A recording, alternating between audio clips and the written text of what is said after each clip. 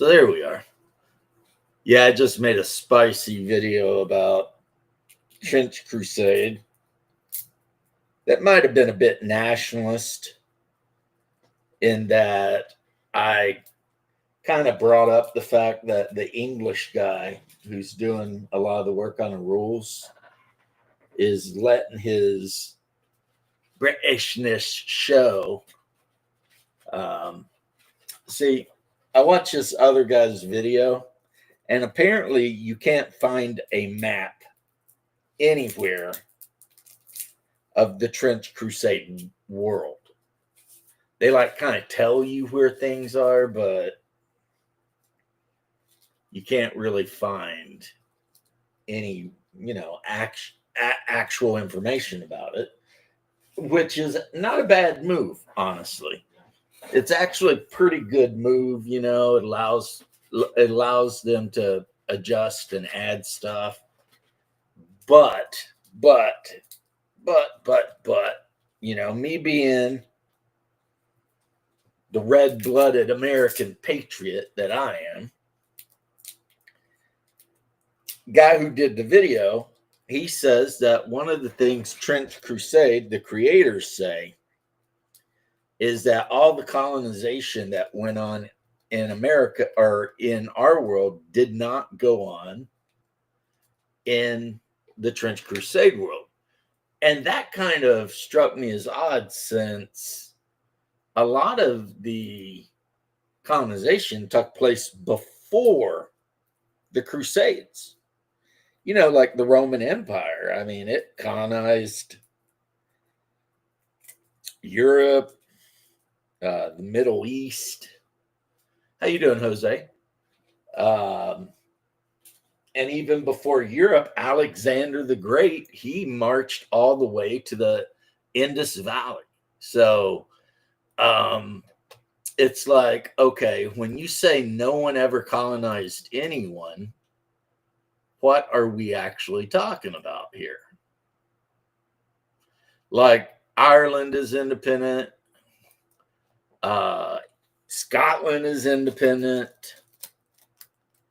which makes no sense, since are the Scots Picts or are they Scots, which means they would have been Irish, since the Irish colonized Scotland. Then it talks about Islam and the Crusades, and it's like, but wait a minute. If there had never been any colonization, there never would have been Crusades, because the Muslim forces never would have bust out of Saudi Arabia like hell on wheels and started conquering basically everyone. And they did too, because they had that riz and they were running amok. So it's like, here's Jose. Jose! Hello, how are you? Good. Another good battle mech for you to look at in 3025, the Orion. Oh, the Orion, the one that Kerensky used. It's a good heavy. I'm just telling you. James, okay. Can I hop in? Dude, why are you even asking? Why are you even... I mean, are we that way now? Do we not like each other anymore, Dark Knight? See, I thought we were cool. And if you're cool with me, that means you can always jump in. But apparently this guy needs a special invitation because, I think it's because he's from North Ireland. And they're just like that in North Ireland. Freaking Munsterman or Ulsterman. Well, you're welcome if you want to join.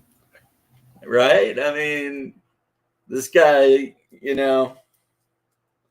he's been able to join almost every channel I've ever ran, and yet. Just click the link. All right, here he is. What is up? Welcome. Yo. I got a question to ask you, Dark Knight. What's up? Like, when no one's around and stuff, are you secretly Discord? Oh, I'm on Discord, yeah. No, I mean Discord. What do you mean? You know, the Irish person that's always talking about 40K and D&D. No. You I don't don't know know who who this. Discord is? Nope. I haven't the Okay, real foggiest quick idea. in like another window, go to YouTube and just type in Discord. Oh, sure. Okay, one sec. 40K Discord. Let's see here.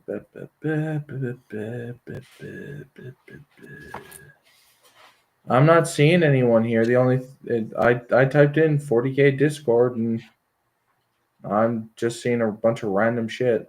How about not Discord, Discourse? Oh, Discourse. Brother! Avenge Oh, me, brother. Discourse. Oh, Discord. Oh, that moron. No, That's not you? no, not a hope. Oh, okay, good. Yeah, no, it ain't me. Well, But, I mean, I we're heard. both from the same island, and I don't know if there's Yeah, very but many yeah, people. but he's from the north and I'm from the south, so Right. But no, Well, I see you talking about Trench Crusade lately, and I'm like, that might be the game to get me into wargaming miniatures because my OD&D got a Catholic horror game that I want to design is going to be based off that kind of aesthetic anyway. So I saw that and I was like, nice. yeah, I just did a rant about it. Yeah. It's unfortunate that like who the designers are, but whatever. The aesthetic is too cool. Yeah, the aesthetic is cool, and like I said in the rant, I'll play my version of Trench Crusade, and they can play their ultra leftist. My No one version ever of trench colonized anyone my except trench. for Well, see, Muslims. my version is that the way I understood is that it's just America didn't get colonized because they were too busy, not getting their heads ripped off by the demons. And I understand that, except in time of war, that they would be sending people Oh yeah, out. the dumbest one is that Africa didn't get colonized, and it's like that makes no sense. Except it did technically because they don't take away the Muslim expansion. In my version of Trench Crusade, like so Islam, in their version of Trench Crusade, Islam conquered all that region. And which is dumb. My version is either if that's true, okay, either in my version I'm gonna have it that the Muslim faction would just be, Arabian Christians who never fell for the Zoroastrian Nestorian Gnosticism heresy, or all the Muslims are heretics. They're overt demonic worshippers. Well, the thing is, the game subtly tells you it's the second thing. Well, I mean, yeah, given like what their the main Muslims artillery piece is a brazen bull, and it's like they have brazen bulls in hell. Like exactly. there's the first 17 who went to liaison with hell to get the sinners back are still burning in brazen bulls after hundreds of years. Yep. It's they will be until they're either rescued. But what I will say would be, yeah, imagine if a paladin was sent to get those guys back. That would be so bloody cool. Yeah. But I love the fact that there's like the Eastern Orthodox are still making this shrine anchorites up in the mountain. And the Vatican just like, look, okay, fine, believe we're fucking whatever. Just if you're gonna go kill the heretics, we don't care. We'll deal with you later. Just kill the bloody heretics and we'll be fine. Yeah, the problem I have with the Sultanate is a lot of I can't join right now. I'm chatting with my favorite bean. Oh, he's talking to my niece. We call her the bean. But the problem with the Sultanate in the game, if you're trying to pretend like they could be part of the good team, is one, the brazen bull is pretty and two, they're using heretical magic, like they're using alchemy. Yeah, they are straight up using alchemy. The fact that they even reference that they're opening their third eye, which is a form of occultic magic. It's satanic magic. Right. Like it's like no, like hey Hungar. Hey, Oh I'm man. not throwing it up my woman's whispering guy. But besides my version of Trench Crusade, America was colonized because I'm going to make a hillbilly chaos army. Well, I'm gonna actually say that you could argue that America was colonized, but it's colonized by Saint Brendan of Ireland because Yeah, he got it to could be America. colonized by anybody.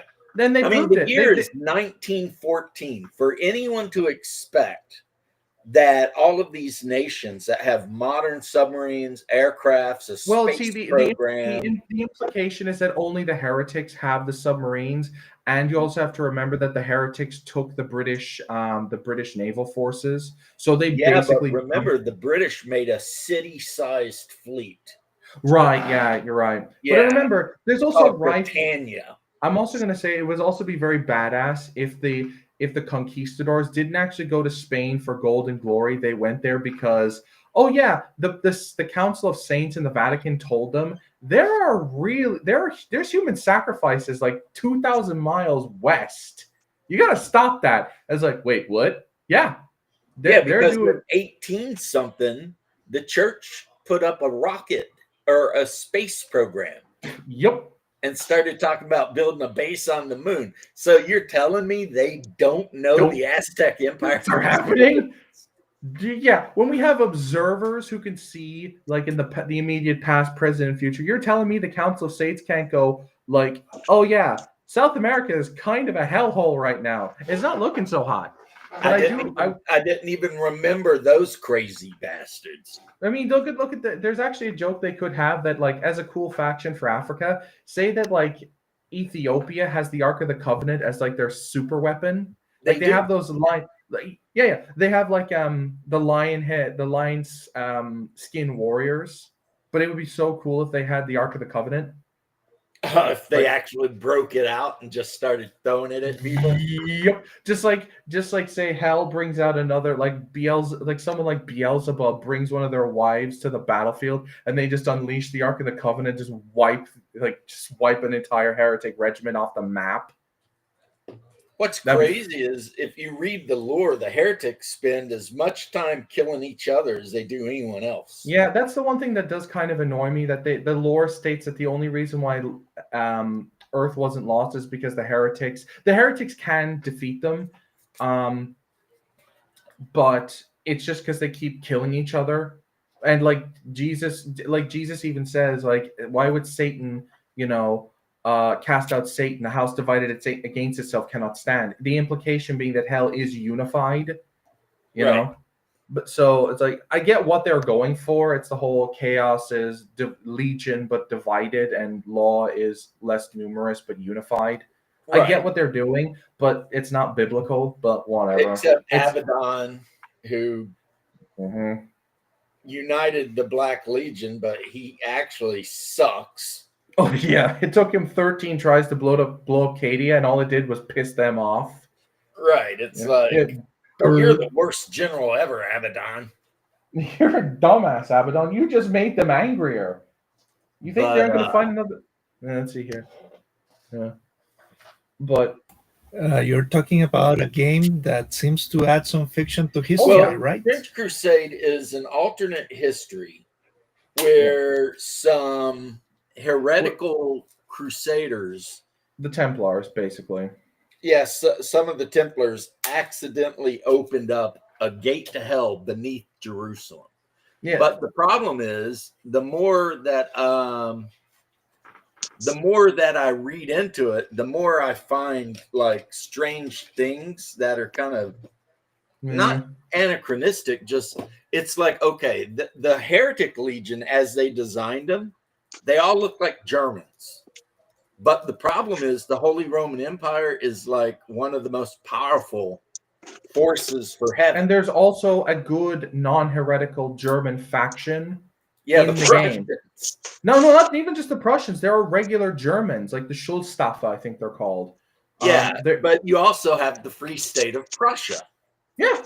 So it's like so cool looking. They have back in that time period were wearing the still helmets. Yeah. They had a name for it. It was like Stell. Hey, I got to bounce, guys. My daughter's calling. Oh, see you later. I think it's probably call her called back. But anyway, so Okay. basically the World War I helmet that would later become the World War II helmet, Yeah, the Stell the one that whatever, the SWAT team used, basically. was in constant use from like 1890 to, Dude, in a modern America, the SWAT team used that helmet. Dude, like the Army of Chile uses that helmet. Yeah, look, whatever you may think of the Germans, they were good engineers. They built good shit. I'm sorry. Yeah. Plus they got that drip, man. They knew how they had fashion. I'm sorry, they looked cool. They did look cool. They had Hugo Boss making them up uniforms. They were I'm they were not even just talking about World War II. I'm not talking about World War II, even World War One and like the Napoleonics, and even in the Renaissance, the Germans had fashion. They were cool looking. Yeah. Sorry. They just looked cool. So it's kind of like, I don't know if it's because the game itself is being run by a British guy. And a bunch of communists are managing it. Well, I know that their Discord is just pure, literally hell on earth. Yep. If you want some cool alternate history, there is a video game that is very good that tells us that the space race was a lie. How did it happen? Well, it ends up happening that Americans and Soviets ended up at war on the moon. That's sweet. Yeah, because they were looking for a strange material called biometal from mysterious origins, and basically the Cold War was not what we were told. So basically, you have the Apollo capsule, and next to it you have a full base next to it. So it is yeah. And also, the Cold War ended for a reason that we were not told. And I am not going to spoil the reason. I'm not going to spoil the reason, but it is a cool game. Yeah, it is a PC game. You can find it at GOG. Nice. What's it called? GOG. GOG. Battlezone 98 Redux. Yeah, that's where they. Battlezone 98 Redux. Yeah, that's where they send old games that. Yeah, people still want to play them though. The one thing I love the most, if I ever do play Trench Crusade, the first faction I'm going to make is the IR Rangers. I love them. Oh yeah, with the Berserkers. Yep. That they all just consume the body and blood of the Metachrist and turn into Cuchulainn and go into warp spasms. It's great. They're so damn good, even though they're using pagan practices, and they've flaunted paying the money. They've basically told the IRA, the IRS, we're not paying our taxes. They sent soldiers instead, and New Antioch was like, oh my god, these guys are way better. Thank you. This is so much better than you paying your taxes. It's like, yeah, we don't need the money if you're going to send us just a bunch of soldiers. Oh, I see it. Yeah, and they also are constantly fighting against the Black Grail, because the Black Grail is trying to get to the monastery of manuscripts. Right. And the Irish keep repelling them. It's so funny. I love it. Just so they have a special hatred for that. Oh, the Black Grail players will hate the IR Rangers, because the IR Rangers are like anti-fear, and that's all the Black Grail does is inflict fear. Well, then anyone playing Black Grail is going to hate my army. Because all of the dudes in my army are wearing the iron capriots, which make them immune to fear. Oh, and God. I got 2 flamethrowers. So, no. So it's hey. I also like the Trench Pilgrims as well. Those guys are kind of cool. Yeah, that's the ones I have. Yeah. And they are from Russia and dedicated to Saint Olga. Nice. So they believe in burning everything. Oh, I also love that the Trench Clerics can have another rule with the Irish, where they say crawl on your belly and ride snakes. They will literally force heretics to fall on their bellies and crawl like serpents back the way they came. Well, that's a reference of Saint to Patrick. Patrick, Yeah, right? I know it's just so funny that they like it's so dumb. It's so dumb, and I love it. You know? Yeah, and you've got your Scottish Highlanders Yep. who are running around with big ass swords killing tanks. Yep. And you've got whatever the Spanish are doing, it must be pretty good because apparently they held off hell at Cordoba. Wait, what? According to the lore, the forces of hell, after they conquered Granada, tried to invade mainland Spain and got their asses whipped at Cordoba. Yeah, the other cool thing I will say, like, despite the obvious implication that, like, well, to people like you and I, that the Sultanate are very likely heretics, but just haven't fallen yet. I do like the assassins in that faction because they can like travel back in time. You know? Yeah, but the problem is the assassins to me look an awful lot like the frickin' assassins for the Heretic Legion. Oh, the Black Commandos? Yeah. Yeah, the Death Commandos or whatever. They look an awful lot alike. It's I also love except the Sultanate doesn't have the weird thingamajig stealth device. Yeah. The one thing I will say was, as someone pointed this out, was a missed opportunity is the fact that the three commandos, leaders of the commandos, are there's Haman, I think, is one, Cain is another, and the obvious one they should have put in was Brutus, but instead they put Judas Iscariot, which, like, I mean, I get why, but it's like he didn't really kill anyone except himself. Yeah, well, Haman mass murdered a hell of a lot of people. He tried to wipe out all the Jews. Yep. But he didn't know that the emperor had married Esther. Was it Esther? Yeah. I don't know. And she was like, well, he's going to have to kill me because, I'm Jewish.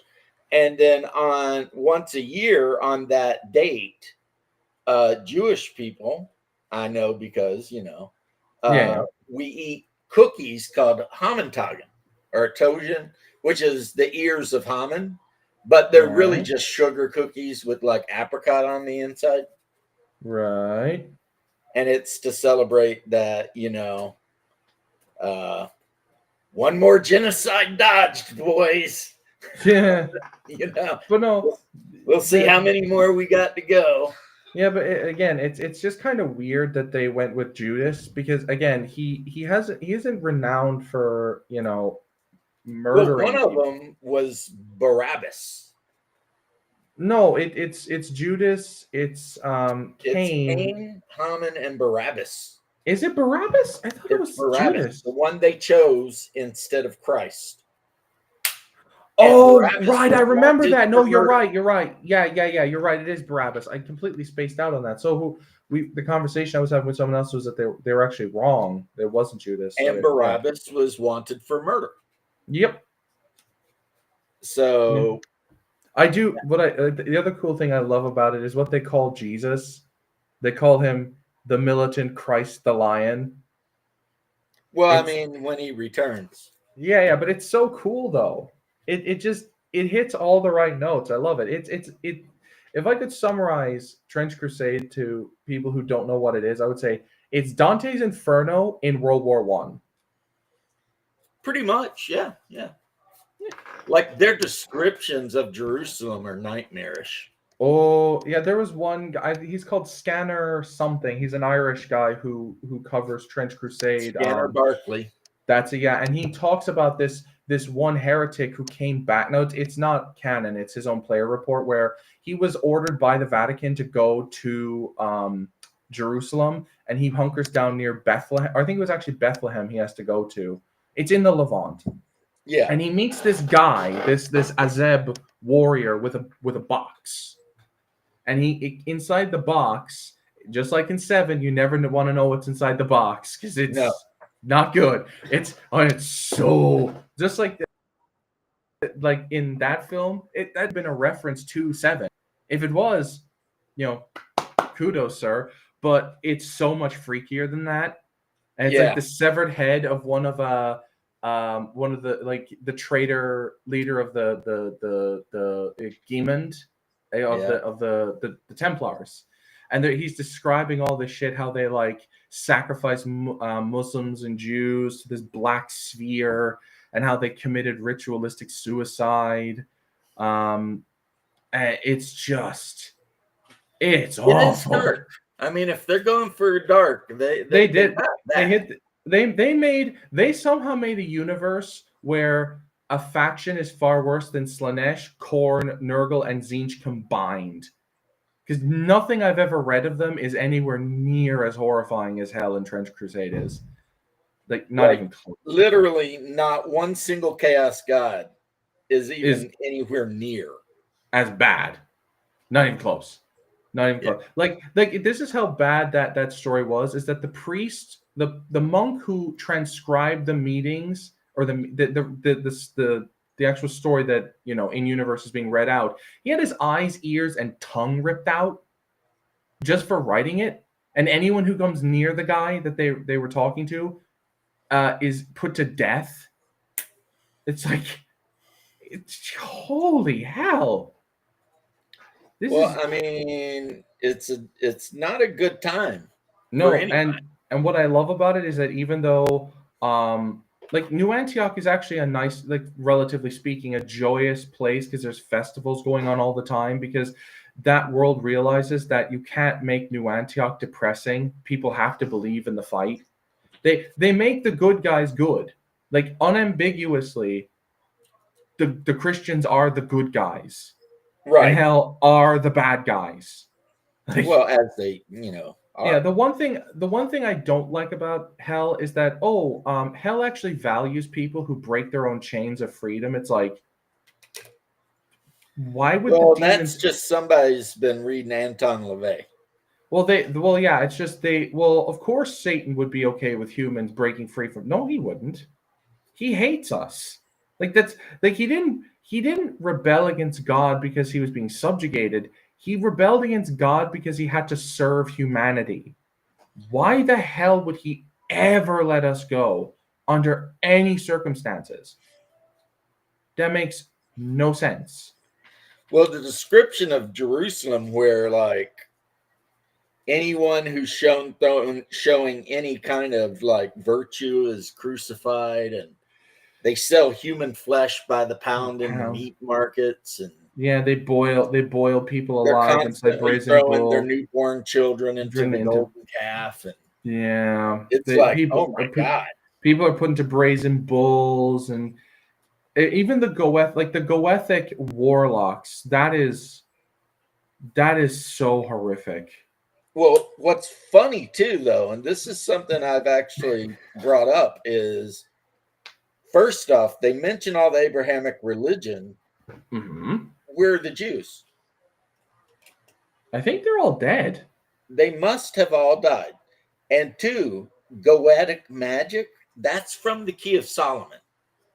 Yo, boy. Yeah, the lesser and greater Key of Solomon was called the Goetica. Yeah, I think I remember this. Yeah. So it's like the statement of he who denies the Son and all that.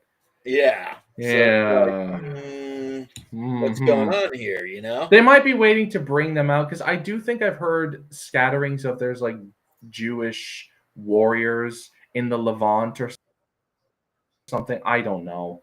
I'm more of the lore, but I could have sworn I heard something about it, but like I've heard of no major Hebrew faction in the game. Well, there really wouldn't be. They didn't have an empire or anything. I mean, like, you'd have like maybe like a handful of traveling, like I don't know, supply chains, or like your guerrilla warfareists. Like, I mean, right. like I'm not being derogatory. That's what they would have been. But I was just thinking the implication. What was the movie? Oh no, it's the feared Zionist Suicide Squad or whatever. And I don't know that one. It's Monty Python. Oh, right. Yeah. I haven't seen and they run up and kill themselves, and then they're all like, that'll show you. I haven't seen that film in ages. I need to watch it again. And then it's always look on the bright side of life. Yeah, but no, like I really do want to play Trench Crusade. It's going to be like one of the bases for like my version of change thing is actually Vlad Tepes exists to the modern day, but he lost to the Ottomans because like they're going to be heretics, so they curse him to be a vampire, but he sustains himself on the body and the blood of Christ, so he's still alive. But he's like chained himself up in his castle so he can't leave on the fear that he does go feral and kill someone. Start just eating people. Yep. But his warriors just there, like there's that scene where the Order of the Dracul does exist. So there will be like they do mention that the Order of Dracul at one point ambushed a heretic army and killed and crucified or they saw 1 million staked victims, and by the time they saw it, they knew it was too late because the Order of the Dracul was on them. It's like, oh god, yeah. Well, I mean, like, could you like? I just think it's kind of metal that in a way of like this vampire who's so devout to God, even though he's cursed, is sustained by God's blood. Like it doesn't kill him. Because his faith is genuine, he just, he must endure. Pretty much, yeah. Like he just has to endure, and he gets maybe there's like a thing where if they're playing in Wallachia, Dracula unleashes on the Ottomans. Like he just escapes every once in a while and just bushwhacks them. Yeah, but the Ottomans no longer exist. It's basically the Sultanate hiding out behind the Iron Wall, and then the assassins on Mount Alamun. Yeah, but what the rest of the Islamic Empire has completely been destroyed. Because they never took Constantinople. The heretics did, and like in the timeline, that is so much worse. Well, which is why I said that my trench pilgrims aren't necessarily wanting to go to the Levant. They're wanting to liberate. How you doing, Nerdy Ogre? They're wanting to liberate Constantinople. Which, yeah. And if they're all worshipers, or not worshipers, but if they're all in the service of Saint Olga, equal to the apostles and doing their thing, then it makes perfect sense. But for some reason, Russia is not even on the map, and it's like it should be. Of course, it should be. I mean, it's 14 something, and the Tsar is still ruling Russia. So, how you doing? The retrobate. Retrobate my butt. Retrobate. Just got back from North Carolina with my new ride. Nice. Oh, you got a new truck finally? Yeah, I went and bought one down in North Carolina. Well, one thing about you is it's like I don't have to feel bad about you having to drive, since that's kind of your gig, right? I learned something new this trip. If I put on a semi truck, if you put the words "not for hire" on the side, nobody wants to talk to you at the scale houses. Went into every scale I hit, they just gave me the green light and said, "Get out of here. We don't want to see you." Right? Because oh man, it was a 2-day trip from North Carolina back. I had trouble down in North Carolina. I had to slap a couple batteries in the truck, but she works fine now. So, yeah, we were just geeking out over the lore of Trench Crusade and how we would read certain things and whatever, but it's a fun setting. It's definitely out there. On the rule book, it's got like a adult supervisory thing. Like on the main rule book, it says that this game is not for minors, blah blah blah. I mean, I'm actually UV lighting a figure I just 3D printed. Made. Let's see here. The Chorister. Oh yeah, Those things are so cool. Dark, but cool. Well, I mean, you know, every heretic warband's got to have chorister. Of course they do. But they're basically these guys who commit suicide on a big altar. And after 9 days, they wake back up and like they Some of them cut off their head as much as they can. No, some of them, most of them just burn forever because hell is capricious. But some of them who are particularly foul of nature will rise up again and finish the job and just keep cutting their head off because they couldn't finish it while they were alive. And then they walk around the trenches and their head sings horrible songs that can cause your ears to bleed, insanity, and drive you insane. And they're probably the darkest figure in the game, really. Oh no, the Goethic warlocks are even worse. Yeah, they're kind of weird looking. How they just kind of float around. And... No. How they get formed is they take a priest or a saint and torture them so badly that they make them walk away from God just to make the pain stop. And the worst part is, if they had just held on their faith long enough that the demon would get bored and kill them, they would go back to God. But as soon as they turn on God, the torture gets infinitely worse. And they get like dark runes like branded into their bones. They get completely inverted. They get sent basically to the chapel of metamorphosis or something like that, which is so dark that it's older than hell itself and creation. And demons that go there never come back the same. What do you think about the yoke beasts? The yoke beasts. I don't know those yoke beasts are like the lowest of the low for like the court of 7 serpents. And they look I don't know the court too well. Half human, half goat things. Yeah, and I don't know. I don't know too much because they're considered to be the lowest of the low in hell. Like even like heretic soldiers outrank them, which of course makes them really mad. No, not surprising. So, the thing I learned about Baphomet is actually their take on Baphomet is far grislier than I thought it would be. It's essentially a self-incestuous reproducing demon. It basically has sex with itself to give birth to its own young. Oh. Yeah. And it's like when I heard that, I was like, oh, okay. That's well, they stole that from Cthulhu. Yeah, that's what, like Cthulhu or no, not Cthulhu. Cthulhu or whatever. The daughter of Cthulhu. Yeah, Cthulhu.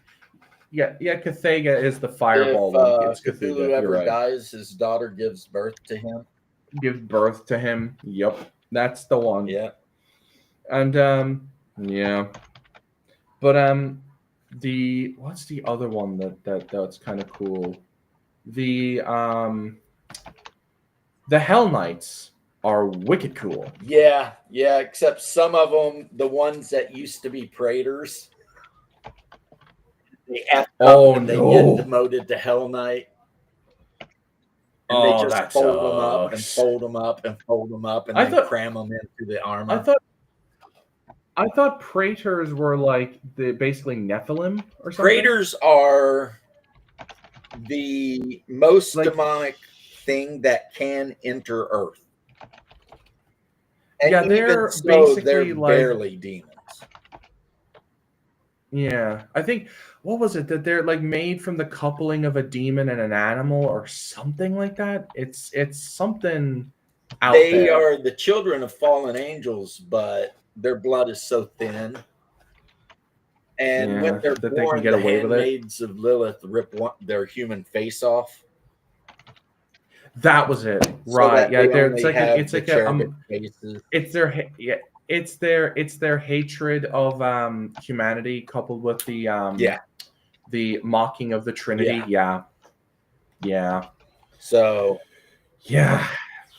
but I mean that's a specific army, and that's a very elite force because like everything in that force is so expensive. Well, I mean, they're really powerful. I would imagine that's the thing. They're very powerful, but they're definitely elite. Man, I would love. So if you lose any of your dudes, you're already in trouble.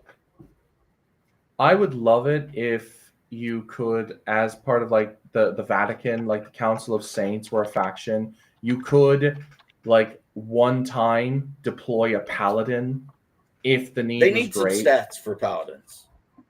Yeah, but there's only like 9 of them, so I doubt they ever will. But it would be cool because 2 of them are dead, and one of them is unknown. Rumored. Yeah, it's unknown, rumored to have fallen. To even suggest that in any of the loyalist side is punishable by death, and probably a fairly horrific one. Yeah, the idea that it's like when they're talking about New Antioch, and they say that it's like the police or whatever. They turned a blind eye to the soldiers drinking and basically whoring about and stuff. Yeah, they're like, but if they catch we you don't doing like any heretical shit, you are done. Oh, it'd be but it's funny is that like the Irish Rangers who commit paganism would be a heresy, and they're just so good. They're like, we'll deal with it later. We will deal with this putting skulls on the cross shit later. Just kill the fucking heretics. Well, that's the thing though about them is they're not actually heretics. They are Christians. They do believe in, but they're just doing pagan Christ Jesus. And the Holy Trinity, the whole 9 yards. It's just they have a tendency of collecting body parts from their enemies. Parts and skulls because they're doing what the Fenians used to do when they the pagan Fenians used to do, and that's that what's really annoying them. Tweaks out, the more civilized forces they fight with. Yeah, because you look over and the Irish are just running amok with their red beards, especially when they're mounting. Yeah, when they're like mounting the skulls on the cross, I imagine that's not. Yeah, they get bothers the Vatican because they're all like, what? Beg pardon. You know what's another really cool group though is the Vatican Rapid Response Team. Oh, the Swiss Guard. Swiss Guard. They show up and it's like, and they talk about how they pay no never mind to to the new Antioch guys. They're like, no, we are. Oh yeah. Yeah, he's not like, I am Duke Constantine of New Antioch, and they're like, we don't care. We it would basically like it would basically be if a Space Marine ruled a planet and a legion of Space Marines was there and a custodian showed up. It'd be like beneath my notice, man. Get out of here. I work directly for the Emperor of mankind. It's like the only people they would tolerate that insolence from would be a Primarch, and even then, only barely. But they're another super elite army. It's like every unit in their army is uber elite badasses. Yeah. So you might be lucky to have 6 guys on the table. I mean, granted, every one of them is a pure brute, but they are that guy. They're that guy. There's not many of them, but they're that guy for sure. Yeah. Yeah. They're being all like, get to the chopper. I mean, look at the observers. I love the fact that the observers just pole vault over the trenches and just start kicking it spread that they use the minimum amount of movement to dodge out of attacks. It's so funny. Yeah, it's sad though because since they can hear the actual voice of God, they can never see God. It drives them. Well, yeah, they have to dope themselves up with drugs to go to sleep, so they can sleep. because God's voice is perfect and eternal. You can't turn that shit off. But they train their whole lives to hear it and to understand it. Yeah, and then. Battle, they get out there and they can see the future, the past, and the present. Past and the present at the same time. So. They can also use the word of God to order demons. Yeah, and momentarily. but the other what they want. Was it? I said that sounds like a recipe for insanity to me. Oh, you know, they literally they are so a lot of them go insane, cannot turn off.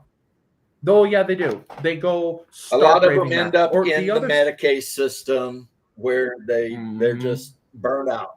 Well, there's even sadder. The even sadder one is, do you know how they commune with the saints, Vic, in this setting? They get a child and basically replace its skin, hook it. Yeah, and hook it up to a relic of the saint. The saint then possesses their body, and you know, like how in D&D, if you cast haste too many times, you can like age yourself to death. That's basic. They it's like basically for every minute in contact to death with the saint, it's like they lose a year. Yeah. So you have if you're lucky, you have 90 minutes tops. Tops. And that is absolutely stretching. Of course, that's something that is only done in the most desperate circumstances. It's very rarely done, and it's only because the Vatican and every other loyalist faction to the militant Christ the Lion has to do this. They do not have a choice. Now, one of the demon lords taught the bad guys how to make modern submarines, so that's not a good thing. Yeah, and they also figured out how to trick the Council of Saints, or like put fake relics in there, so that's fun. And apparently one of the heretic armies you can play is Sea Raiders. Hey, isn't that part of the game though? I mean, even in D&D, I sit there and I'll put false relics, and people think, "Oh, we got this relic," and unless they do identify and they do some other stuff, and then they're like, "Oh crap, this is a cursed relic." I made a fake one that looks like the real one. Like I would say a high-ranking cleric, if like a patriarch or like the Pontifex Maximus, like the most powerful cleric in the world, could take one look at a relic and be so holy as to go like, "You do know that that's a demon forgery, right?" And they're like, "Wait, what?" Like, yeah, that's not made by law. Law did not make that thing. Well, Vic, I've never tricked my players with a cursed relic, but I have taken relics away from them. Yeah. Well, where's Hungar? Where's Hungar? We need to talk to him. He's proof. He was here earlier, but then he got a call from my niece, his daughter. Yeah. I mean, I'm making my own dungeon for my next campaign at the moment, and I'm on level 2 of the dungeon. And one of the things I have is like I have like weird stuff in there where there's like mirages or stuff. Where one of them, if they find a secret room and they go into it, it's literally just Bilbo housing the 12 dwarves and Gandalf for dinner, and if the party eats there, they replenish D6 plus 1 hit points, and they don't have to eat or drink for a week. But they can only do it one time, and then it's over. So if they leave and never eat, it goes away. They don't get the benefit. That's kind of like those pools in B1. Like one of them was poison, but the other one would give you like +1 to an attribute. Oh yeah, that was in one of the experts. That was in like Chateau d'Amber, I think. They had stuff like that. Yeah, it was in B1 too. There was like this room, and it was full of pools, and they all looked kind of different, and there was no way to tell what they did except for take a drink. I mean, I even have like basically the whole there's like secret pages littered about the dungeon levels. Like it's from the Book of Grudges, essentially. It's a dwarven thing, so of course there would be pages to the Book of Grudges. And one of them I really like this one. His name is Rothgard. I'll explain. There's a page, and if they interact with the page, 4 statues that are 2 hit die fighters animate and call on a dwarven spirit called Hrothgar Skrunklebeard.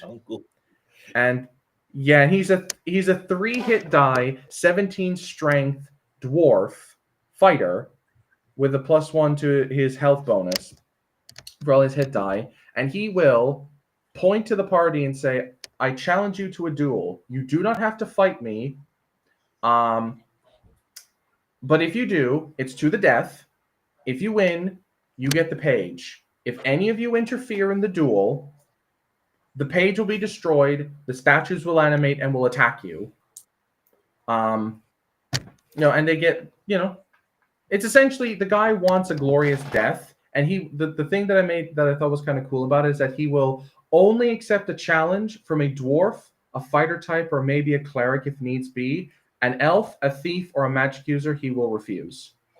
Yeah, but the most important thing on my mind is what in the hell is a sprunkler?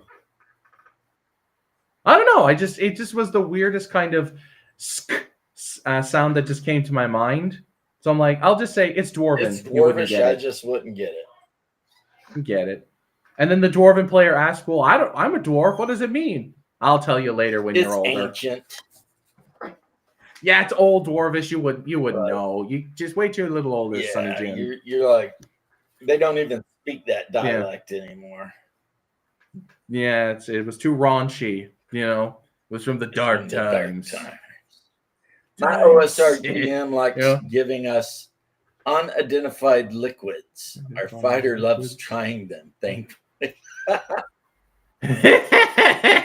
Well, does he have like a 7 intelligence? Well, he's a dumbass for doing that. So whatever. I mean, when you get a potion, unless you've got identify on hand, in BX they didn't even have a high level spell. Yeah, in first edition it's a first level spell, but it doesn't exist in BX or 0E, so you just got to test it, man. Well, they don't have they don't have Wizard Lock or Knock in first 1E. I mean, look at the spell list.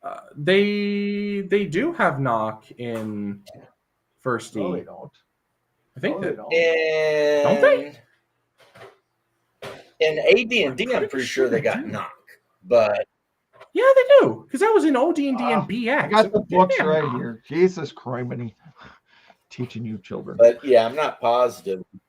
Children, DM James is like in his 40s. What the hell, dude? I'm older than James. Oh, are you? Oh, and I I'm thought you were 53. Like 39 or 40. You're 50? Jeez, I thought you were... It's just my boyish fascination with games and stuff.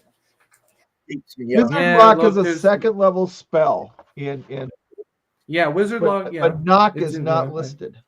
Plus, I bought some soap that seriously is supposed to make your hair go back to the color it used to be. It's not dye or anything. It's just some kind of soap that's supposed to. Maybe Knock is a second edition. So we'll see if my hair turns black again. That'll be something. I am as old as James. Oh, really? Yeah. I'm only 30, dude. Well, that's okay though. Don't worry. It means that you still have lots of time to play. All it says here, it's an ancient term for elven male finds out why dwarven women have beards. All it says here under Wizard Lock is you can by breaking only by breaking a dispel magic or a knock spell. It says parentheses QQV, and it has another parenthesis. What is?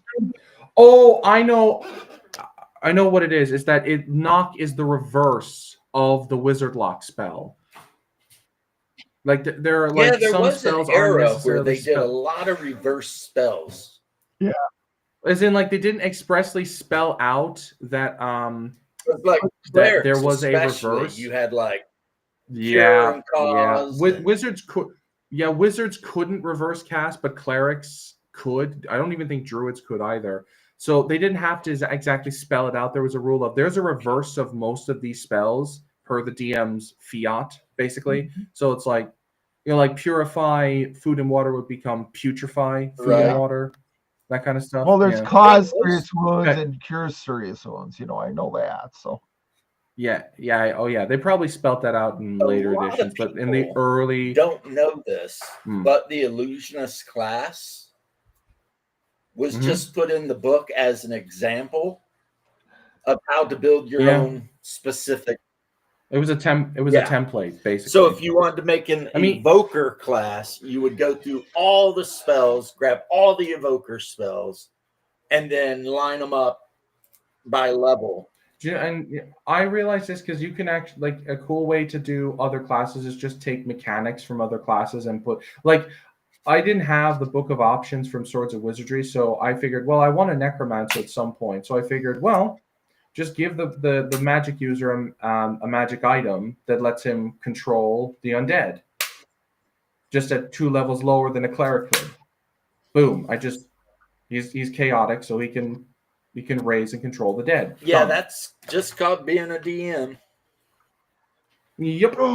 You know, just make it up.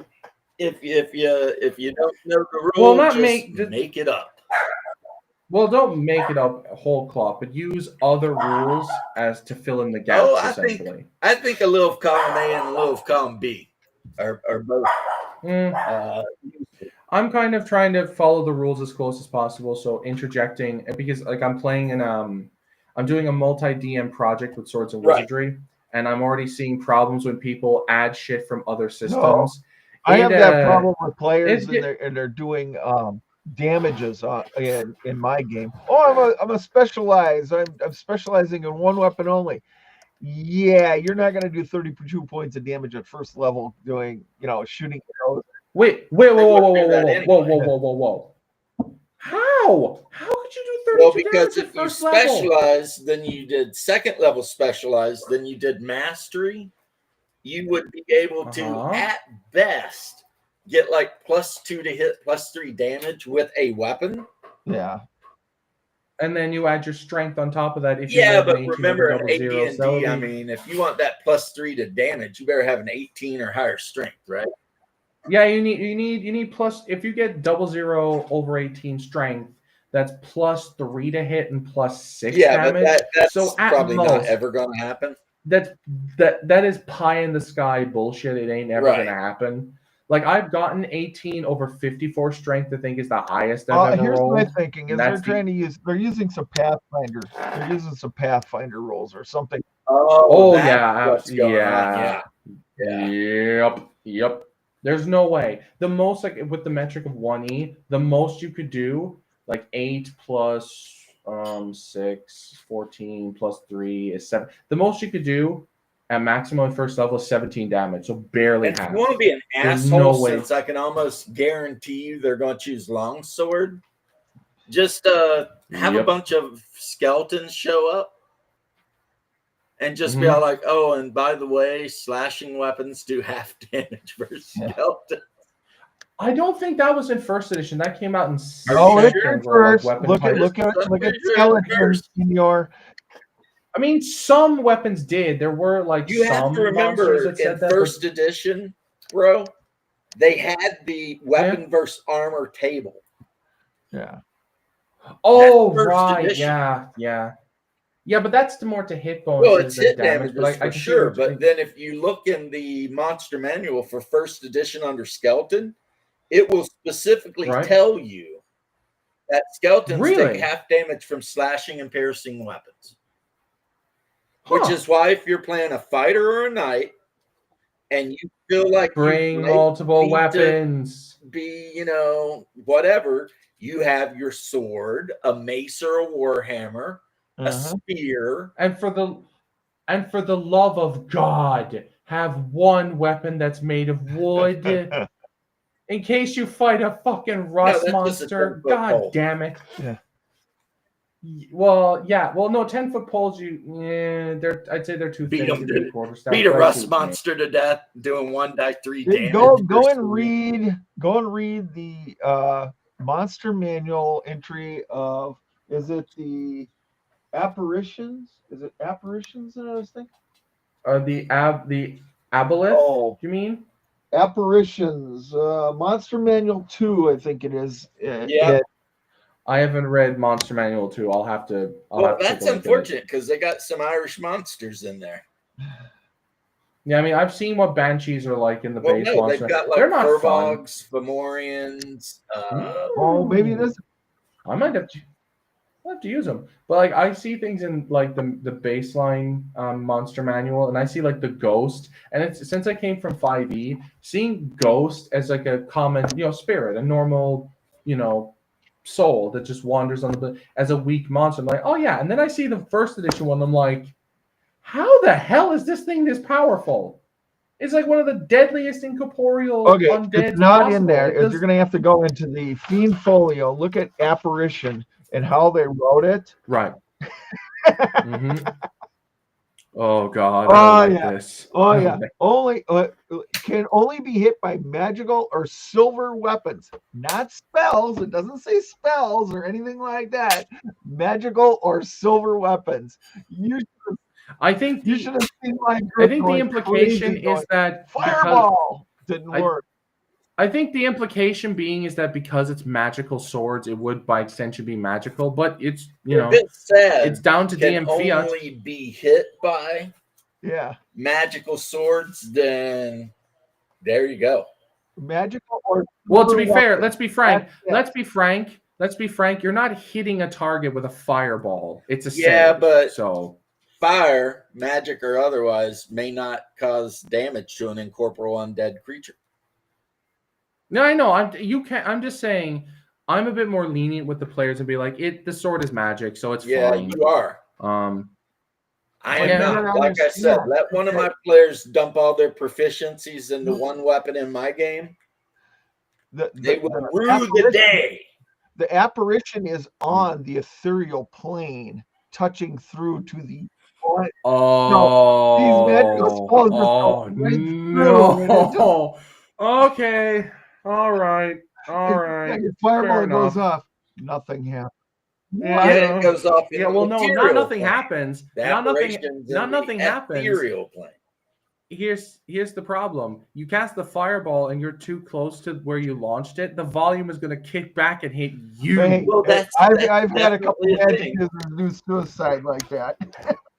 That's the thing that really annoys me about modern 5e. Imagine if fireball in 5e had volume and lightning bolts could ricochet. People would be more likely to take the lightning bolt spell because it's far less deadly and far more useful than a fireball spell is. Because you can't just throw a grenade into a room and not to get, splashback. Best view. Oh, I think we have some kind of spammer. Dependent on what the dungeon is made of. It's just the way that it's typed. No, it has weird icons it's spamming, and stuff. But I'm not going to worry about it. Just don't click the link and just click. Nobody tuck off. I don't give a shit. Yeah, it's probably like an AI bot basically. So just don't click the link and ignore it. I'm just letting you know. Yep. I have it should be fine. What do you want to call it? A rule about lightning bolts. If it's a certain surface that they're shooting the lightning bolt at, it can deflect off of it. Certain other substances, I'm sorry, it just passes right through. If it's wood, I wouldn't allow it because wood is an insulator. But if it's like stone or metal, like if it's like metal, they'll get penalties to their save. If it's stone, it'll ricochet without penalties or bonuses. Yeah, I think lightning bolt, and this could be an optional rule I read somewhere. If the opponent is wearing all metal armor, it does like extra damage. Yeah. Well, I would just say don't cast lightning bolt in a rainstorm because that's a bad time. Yeah, and everything within, I don't know about, or for however where you're standing, if you're standing in the water, it's going to hit you. And no save, how would dude. that work if like your group was swimming across a shallow pond and like the evil mage popped up and just dropped a lightning bolt right in the pond? I just imagine just like he's like like some Arabian dude that they were going across an oasis to catch someone, and he's just sitting on his flying carpet and just goes, I remember when you insulted my camels. Yeah. Lightning bolt. That's going to suck. That would suck. Now, it wouldn't go on forever and ever. It would eventually dissipate and stop. But I just think it would probably just hit them all. Maybe not. No, it would add to a certain range. I mean, for some damage. Yeah. It wouldn't hit the whole lake, is what I'm saying. It would eventually dissipate. But if they're within the range of the spell of I don't know, they're all crusted up. Yeah, they're going to river, and all of a sudden somebody drops that lightning bolt right on them. Ow. Oh, that would suck. That would suck so hard. That would be that would be the kind of thing I would do as a DM, where it's like, yeah, you pissed this guy off, and you are like, you're at his mercy. He's just gonna go, pew! Like the mage out of the range of your crossbow and bows isn't gonna cast like magic missile from like 100 feet in the air. Like, good fucking luck, dude. Sorry, he can hit you, but you can't hit him back. What do you think he's gonna do? He's gonna take pot shots at you. Have fun. Yeah, that's how my players almost had a complete and total group wipe in L4, I think, Deep Dwarven Delve.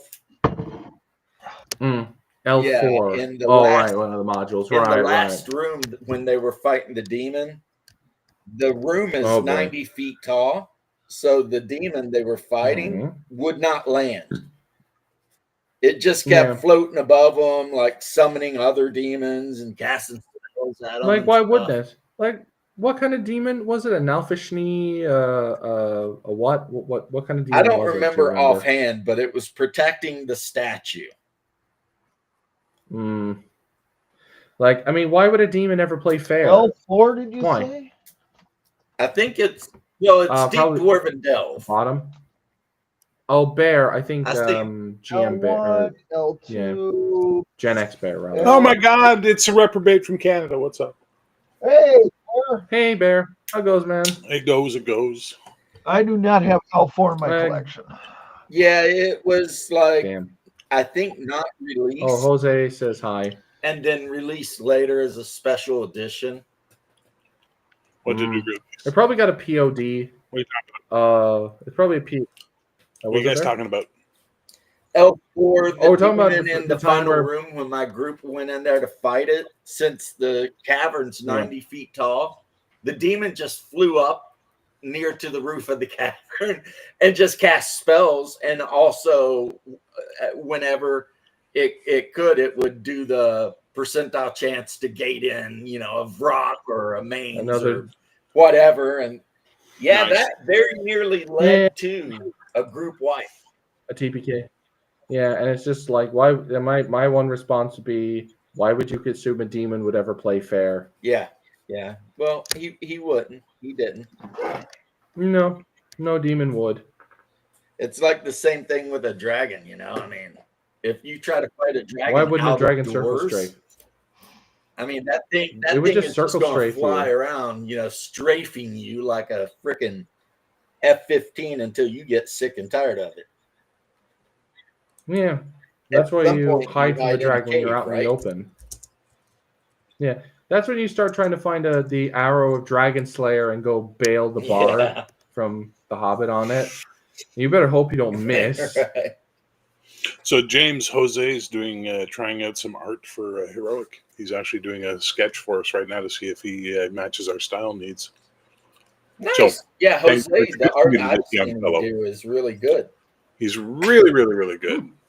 Yeah, I agree. And I've been teaching him that the clan are bad and that 30-25 is the way to go. Fucking Battletech. Jesus Christ, man. I've also been helping him out with the most efficient mechs for the points. Just in case you want to win, like a lot.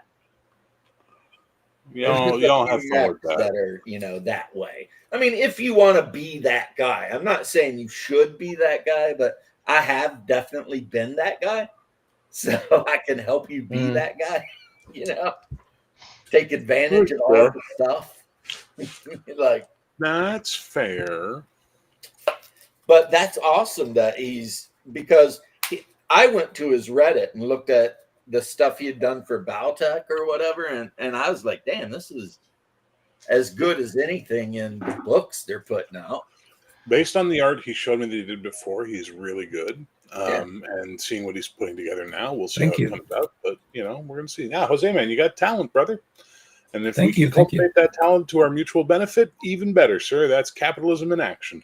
Yeah. Jose, I'd love to see some more of your work, and if you do stuff in color, I will be looking for new artists for next year's DaveCon. So,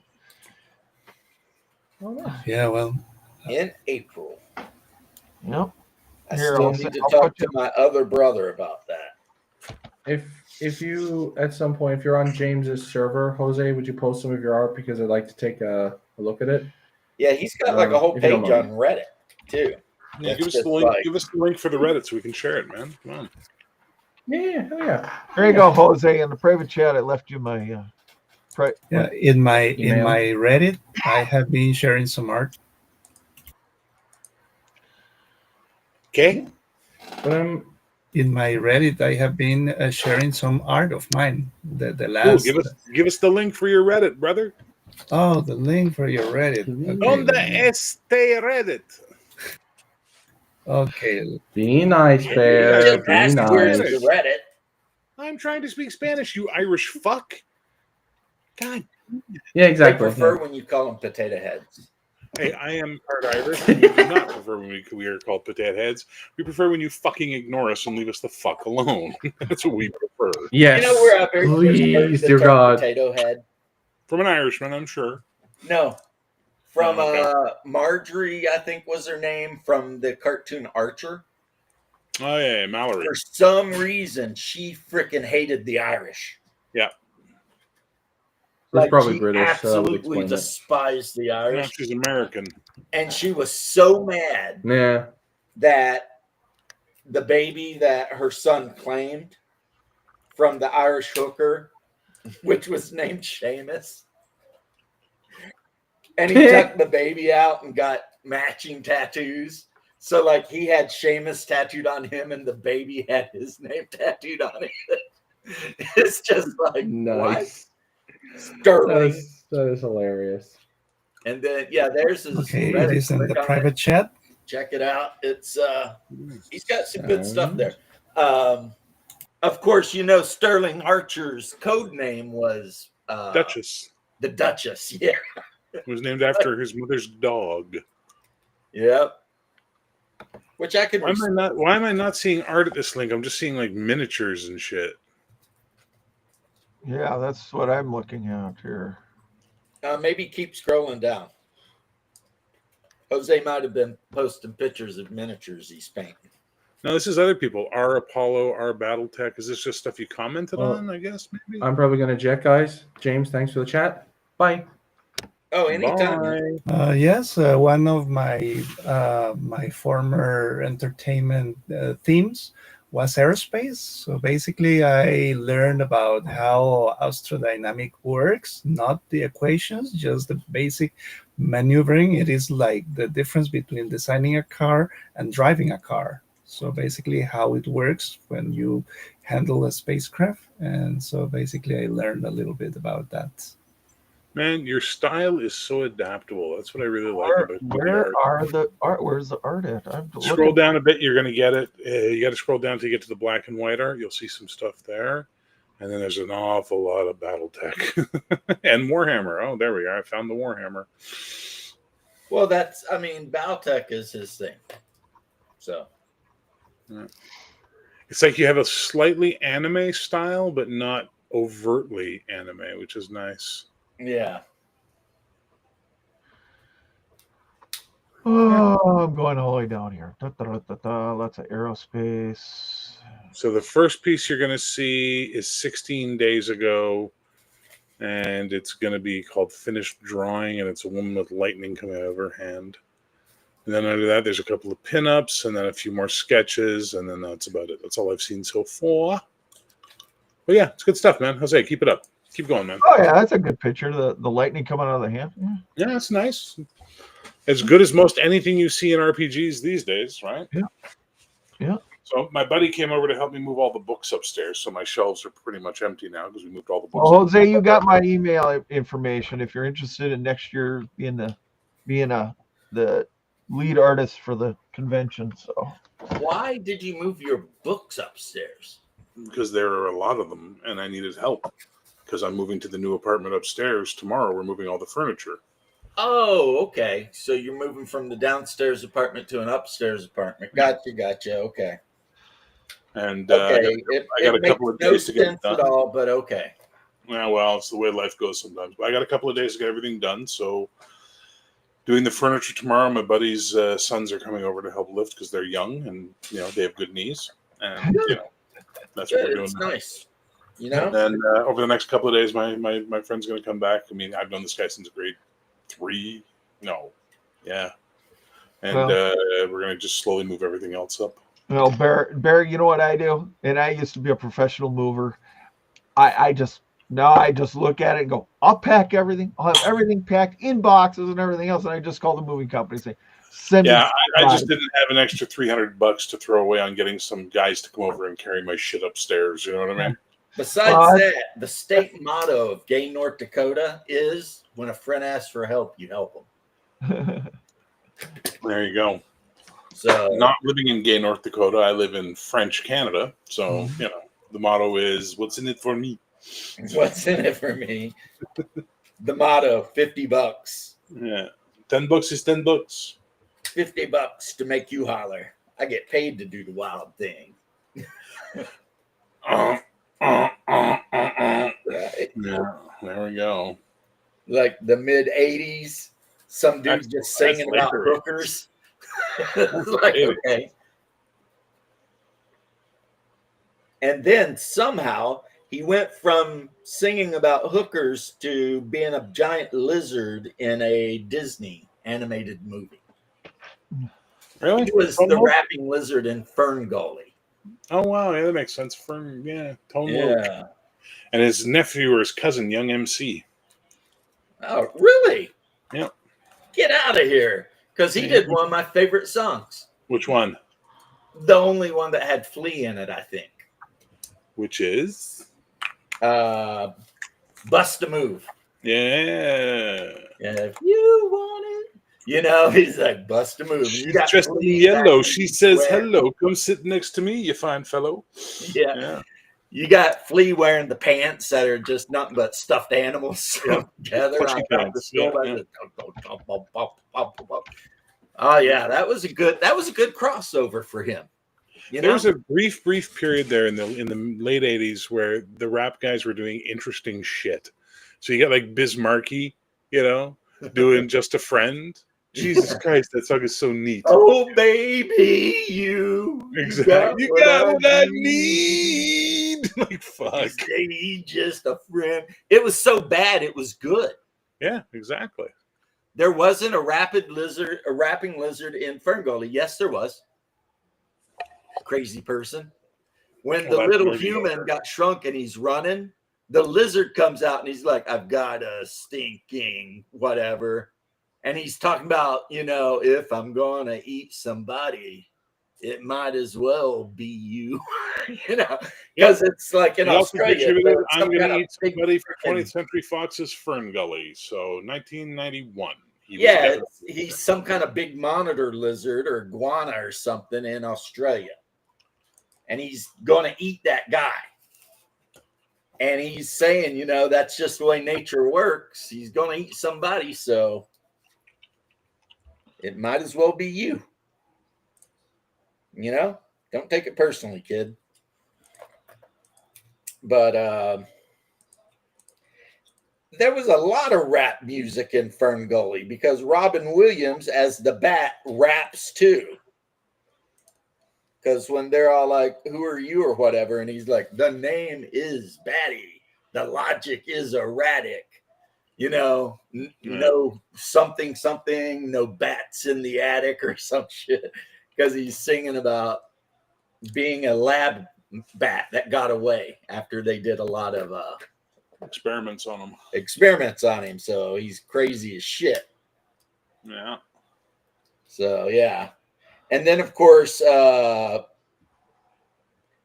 Smooth Voice as the Smog. James Earl Jones? The guy who played Snape, I think. No, it wasn't Snape. The guy that played Darkness in Tim Curry. Jim Curry is the bad guy. Tim Curry. Tim, when he's in there and he's like, boiling rain, drifting down. There will always be one line he says, one word he says in Legend, which just kills me, which is innocence. Just the way he says it is just like, fuck.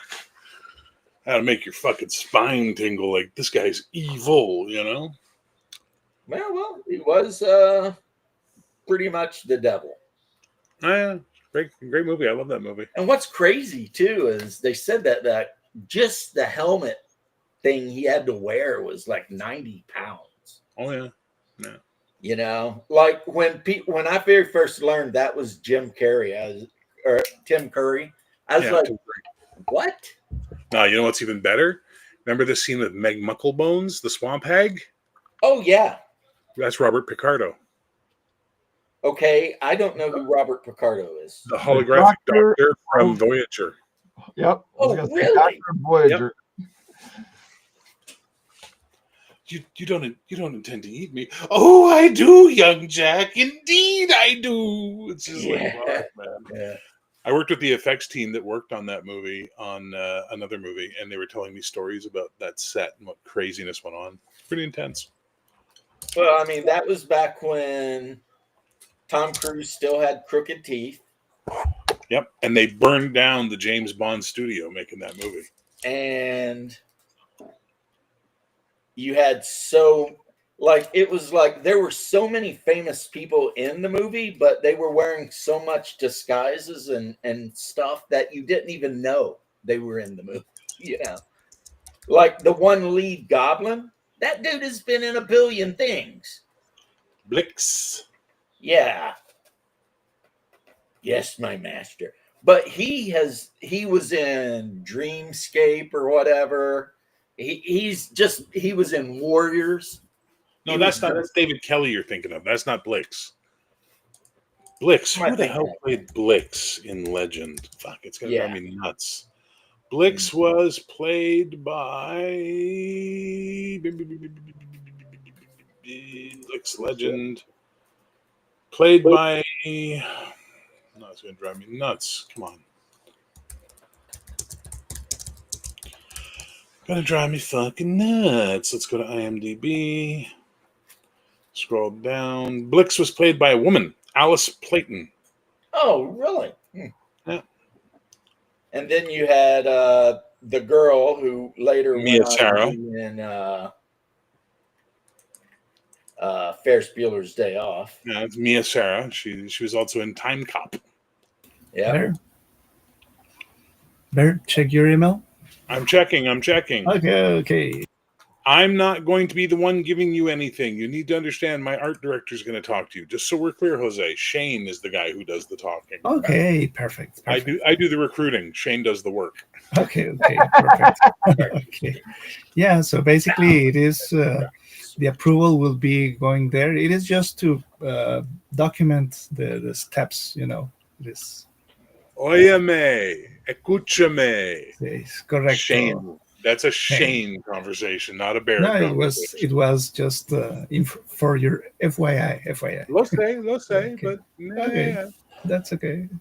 No lo sé, soy turista, por favor, no robes mis organos. That's pretty damn good. It was taught to me by one of my Colombianas.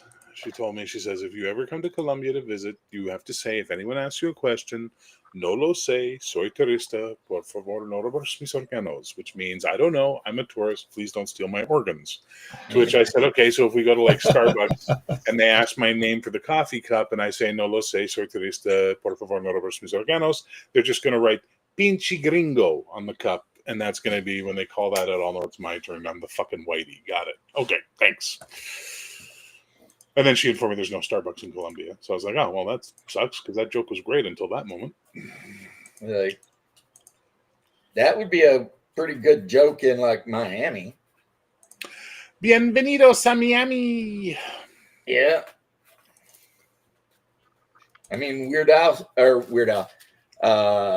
what's his name? Fresh Prince sung about it. Well, did he sing about it, or did he mostly just go, ha-ha, hey? People's skin, blah, blah, blah. Yeah. Aha, hey. What are you going to do? Will Smith don't have to rap on his records. Well, fuck him and fuck you. Old Eminem before he, I don't know what happened. he is such a weird character because he went from like spitting in onion rings and wanting to murder his girlfriend and mom to like hating Trump and wanting to vote for Kamala.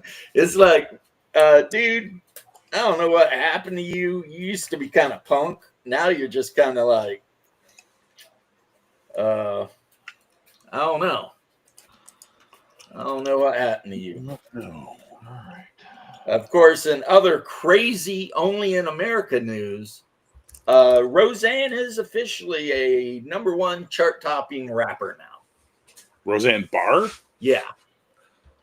Okay. Because she did a cameo, whatever, in a Tom McDonald song. Oh, who is a Canadian? Thank you very much. He's from fucking Toronto. Yeah, you can keep him. We'll give him to you happily. Well, I mean, you know, I'm just saying. I'm just saying he's annoying. No wonder Trump wants to fucking do something with you people. You're like on the sly. You're like, we don't care for this dude. We'll send him to America. We used to watch the Tom Green show here, and he had one thing that fucking killed me. Like it was they asked him on an interview, what was like the one prank you always wanted to do that you never got to do, and he said it was real simple. He wanted to build an exact replica of his parents' house with all the furniture and everything exactly the same in Madagascar, and then one night, you know, give his parents like sedatives that knock them out for 12 hours and fly them to Madagascar and put them in the bed and then wait to see how long it would take them to realize they're not in Ontario anymore. And I'm like, that's fucking insane, but kind of clever, you know? And Madagascar is one of the weirdest places on the planet. Mm-hmm. I mean, that's the place where they've got the frickin' lemurs and the lemur eating tree cat thing that ain't really a cat. Yeah. And Madagascar is one of the reasons we have Madagascar. Well, it's one of the reasons we have the theory of Lemuria, right? Is because of those fucking lemurs. Because there's lemurs all around the fucking Indian Ocean, but there's no land bridges to get them there, and lemurs don't swim. So they're like, how the fuck did this species get to all these places that there's giant bodies of water between? And that's where the theory of Lemuria came from, hence named for them. Oh, man. Raven was in the India, channel the other night. India was attached to Madagascar, and this is how they were there. Yeah, no, they didn't. That's the point. Like they would have not. When the continents were connected, the lemur wouldn't have existed before Pangea broke up. That's the point, right? So there's a biologist who came up with this whole theory. The whole theory of Lemuria comes from a fucking biology, like an animal biologist guy, 100 years ago. But the point is that it's weird, and even today, you will never get a straight answer out of a fucking, animal guy on why lemurs are spread all over the Indian Ocean's coastlines. It just doesn't make sense. Or humans they'll tell you shit like they floated there on logs. Like it's amazing. Like the lemurs were apparently the most industrious, mobile, traveling species that's afraid of water ever. They were just looking for a party, obviously. And they were like, you know what? I'm scared of the water, but that log looks mighty tempting. Let's get a breeding pair on there and see what we can do.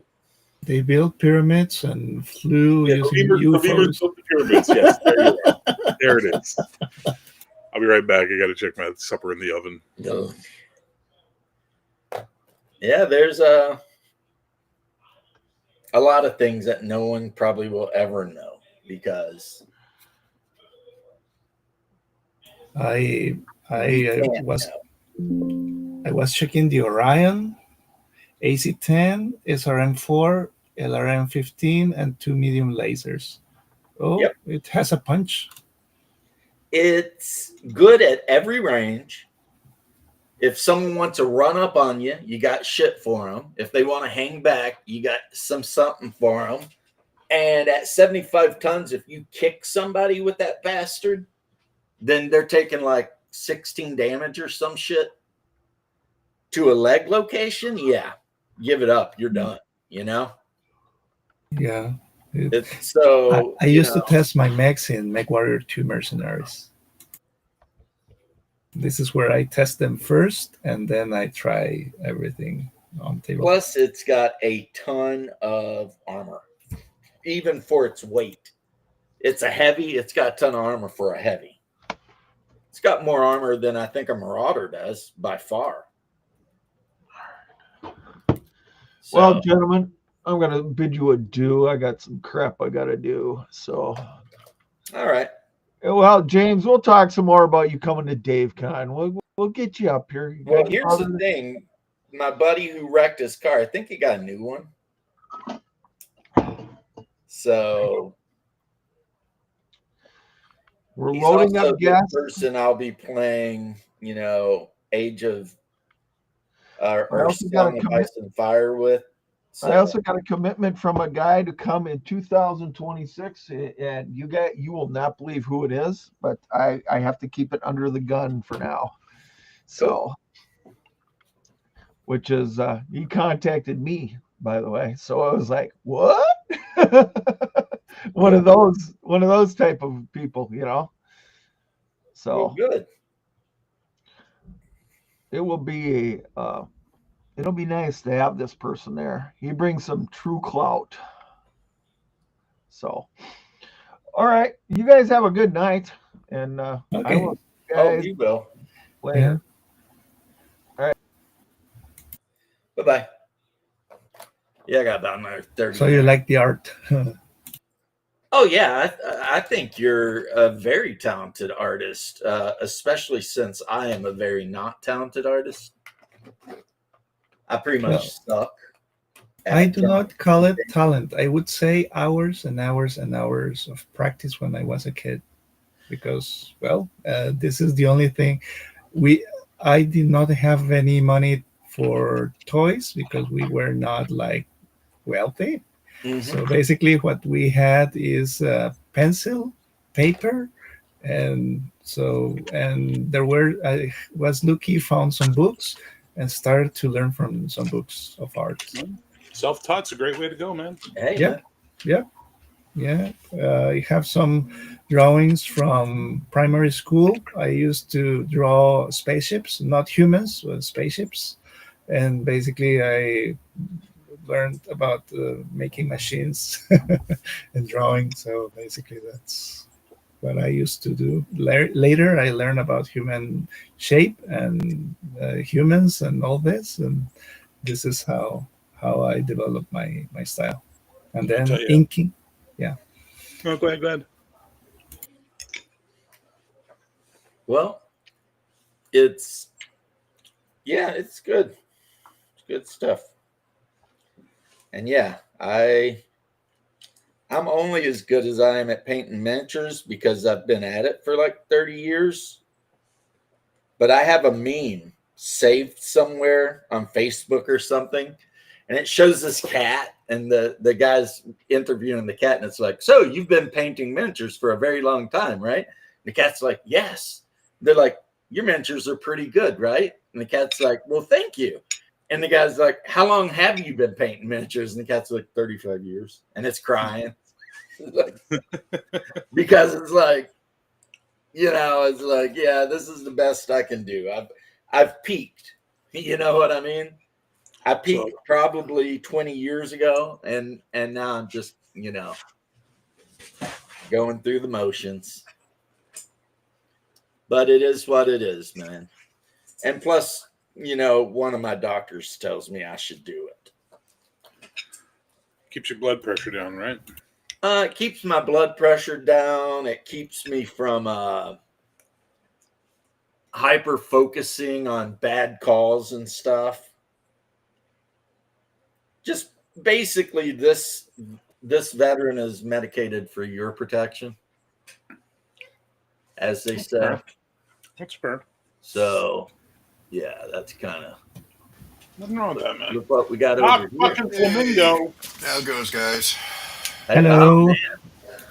Are you Tell me coming you down love with Star Trek, something? but you don't get Star Trek because you're an asshole. Doc Flamingo. Oh, well, please. What's your problem? Do you like Star Trek? I'm running a Star Trek campaign that's meant to be taken seriously. And I'm And I taking told them all at the start. I said, we're taking this fucking campaign seriously. it seriously. So what does he do? Just He makes a character that's a complete asshole, calls people names, wears Hawaiian shirts all the time, wants to put a fucking still in his office.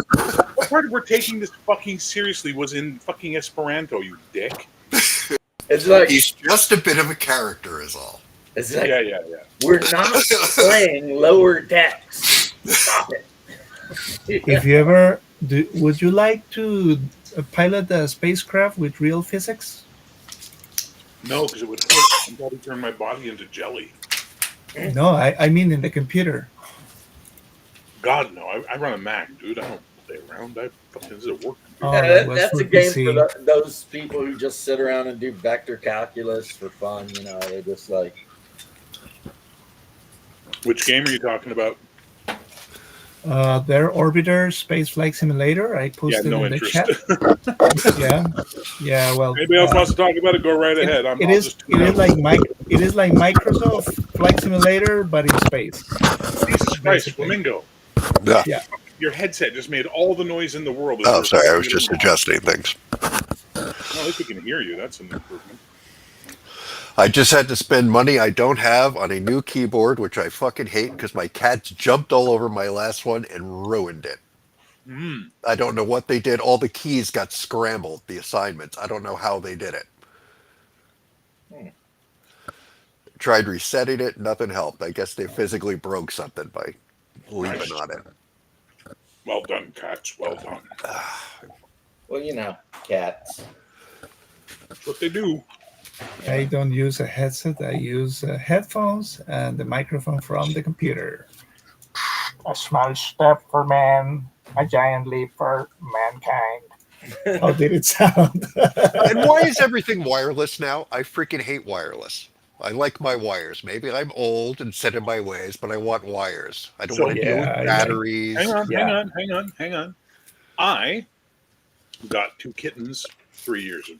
Coming up on 3 years ago, I got 2 kittens.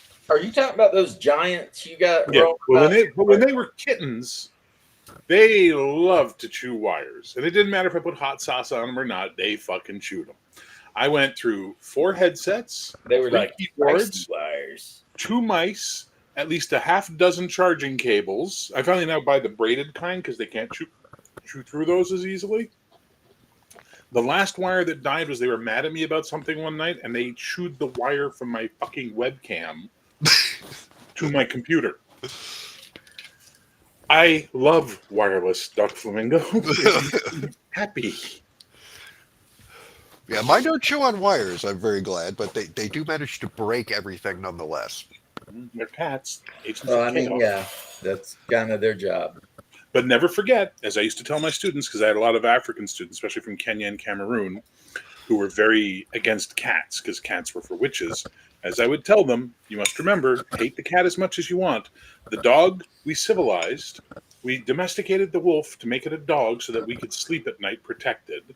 And the cat domesticated itself by realizing as we were storing grain, we were attracting its favorite types of food, and that gave us civilization. So we cannot hate cats. We must appreciate them on some level. Well, because without them, certainly you'd still be running around the woods. There, you do not have cats. You have Minox from Star Wars. Minox, yeah. No, as Eli calls them, Elfbait calls them, I have apartment panthers because they're jet black and they're huge. Yeah. You have non-flying Minox, I insist. Okay, whatever, Star Wars nerd. Don't worry, I love Star Trek too. Don't worry. Next Generation. No, don't watch Section 31 then. Oh my god. What a piece of shit that was. I have a hard time thinking that wasn't a joke. It's like if I was deliberately going to shit on an IP, I don't think I could have done that good a job. What kills me are the people who are saying, other than it's not really Star Trek, it's a good movie. No, it's not. It's not by any measure. It's an awful movie. There is no way you can there's by no metric can you say that it's even a passable film. Well, this is the new barometer test, right? If someone says that they say to me, "It was a bad Star Trek, but it was a good movie," I now know they have no taste in movies, and I never have to listen to their opinions about movies ever again. I've never seen it, so it's bad, dude. So I'm glad I've never seen it. It's all this crazy camera shit. It's just rip off after rip off after rip off of little things from other movies. The endless digital rack zoom, where they try and make a scene have a weight or don't have weight by having the digitals punch in all of a sudden on the zoom. They do that like thousands of times in this fucking thing. Ask Doc Flamingo. Did I or did I not predict the bad guy 5 seconds into the fucking film? Yeah, it's the whole. It's I've never seen such a telegraphed story. Oh my god! If like a 7th grader turned that in as a creative writing project, I would have failed that.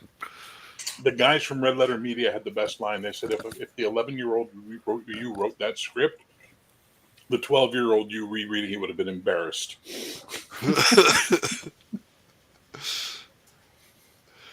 I just, and I've said this before, I just think that writing talent died like 20 years ago or so. Well, it's not that writing talent died, it's that the writers. So I've said this before. One of the things we talk about all those classic 70s, 80s, even 60s shows, movies, what have you, and how good they were. All of those writers had lived a life. They were in the military. They had come up, working in jobs, whatever the case may be. They had a life before they became writers. In the 90s, the late 90s, is when we start to see the evolution of the screenwriter. Someone who went to school specifically to study to be a writer. They have no life experience. They have nothing.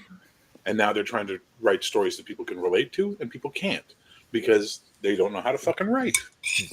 I mean, hell, even Captain Kangaroo was in the Corps during World War II. There you go. So, I mean, these guys. Plus, there's this thing now, they all have to be super young so that they can relate to the new audience. And they're all ideologically possessed. Ideologically possessed people cannot be creative. Doc, when you watch like an old Humphrey Bogart movie, the median age is like 40. Yeah. And then you watch like a brand new movie, the median age is like 16. And it's like, I really don't give a shit what a bunch of 16-year-olds are up to. Like if you're watching the Maltese Falcon, you've got like a bunch of guys, they're in their 30s, they've been places, they've done things, they're rough. It's like, yeah, that first Kelvin timeline Star Trek movie was basically Beverly Hills 90210 mashed up with a feature-length Mountain Dew commercial. I would not argue with that. I mean, everybody was like, oh my God, the new Star Trek is so great. So I watched it and I was like, I don't like it. And my friend was like, why not? And I was like, it doesn't feel like Star Trek to me. Nope. It looks like Star Trek, but it feels like Star Wars. Yeah, exactly. It's like it kind of sort of has the same names and stuff, but Star Trek when I was younger, I used to think I was way smarter than a lot of other people because I watched classic Trek all the time. Because watching classic Trek back then, not every episode, but a lot of episodes, would cause you to think deeply about things. Like the meaning of life and Apollo being the last god. All this kind of shit, right? Let that be your last battlefield, right? Frank Gorshin, the Riddler. You go back and watch the classic Trek. Everybody who did a guest starring role is the best fucking work they did in their career, hands down. Joan Collins, Ricardo Montalban, Frank Gorshin, and he did amazing stuff. But their Star Treks are the best. Mm-hmm. That episode, people laugh at it in the modern age. They go, "Oh, they're half black, half white. Oh, that's so funny." No, that's how you got around the fucking censors in the 1960s to make a comment about the civil rights fucking movement without just sticking it in your face like a dirty fucking sock and going, "Here, smell my sock. Smell it. Come on, smell my fucking sock," which is all they do today. What are we talking about? You mean people who are actually writers? Writers actually putting actual content into a thing, but doing it in a subtle way. In a subtle way to deliver a message without being preachy. What a crazy fucking idea. To deliver a message that you could think about and be like, oh. Because the one guys were like white on the right side and the other guys were white on the left side. Well, I am white on the right side. Well, he is clearly right on the left side. Like, and that's his justification for everything, right? It's so amazing. And then it turned out they finally taught him, no, you're all the same people. Yeah. So do you ever hear about Alfred Hitchcock's refrigerator thoughts concept? When you do something right in a movie, whether it makes sense or not, the audience member will not think about it until they're at the refrigerator at midnight getting a snack going, wait a minute, no one was in the room when he said Rosebud. What the fuck? You know, like that type of moment. And he said, if you can achieve that as a filmmaker, you're a storyteller now, because people are so enwrapped in the story you're telling, they don't think about the problems until later when they have a second chance. Right? A movie that definitely not a classic that everyone loves, but the first Prophecy movie. Yeah, I love that movie. Free tickets to see it from the guy who owns Cosima Comics, right? Nice. So went, watched it, didn't like it. But the reason I didn't like it is I didn't like all the jump cuts and everything. You know, the cinematography sucked, right?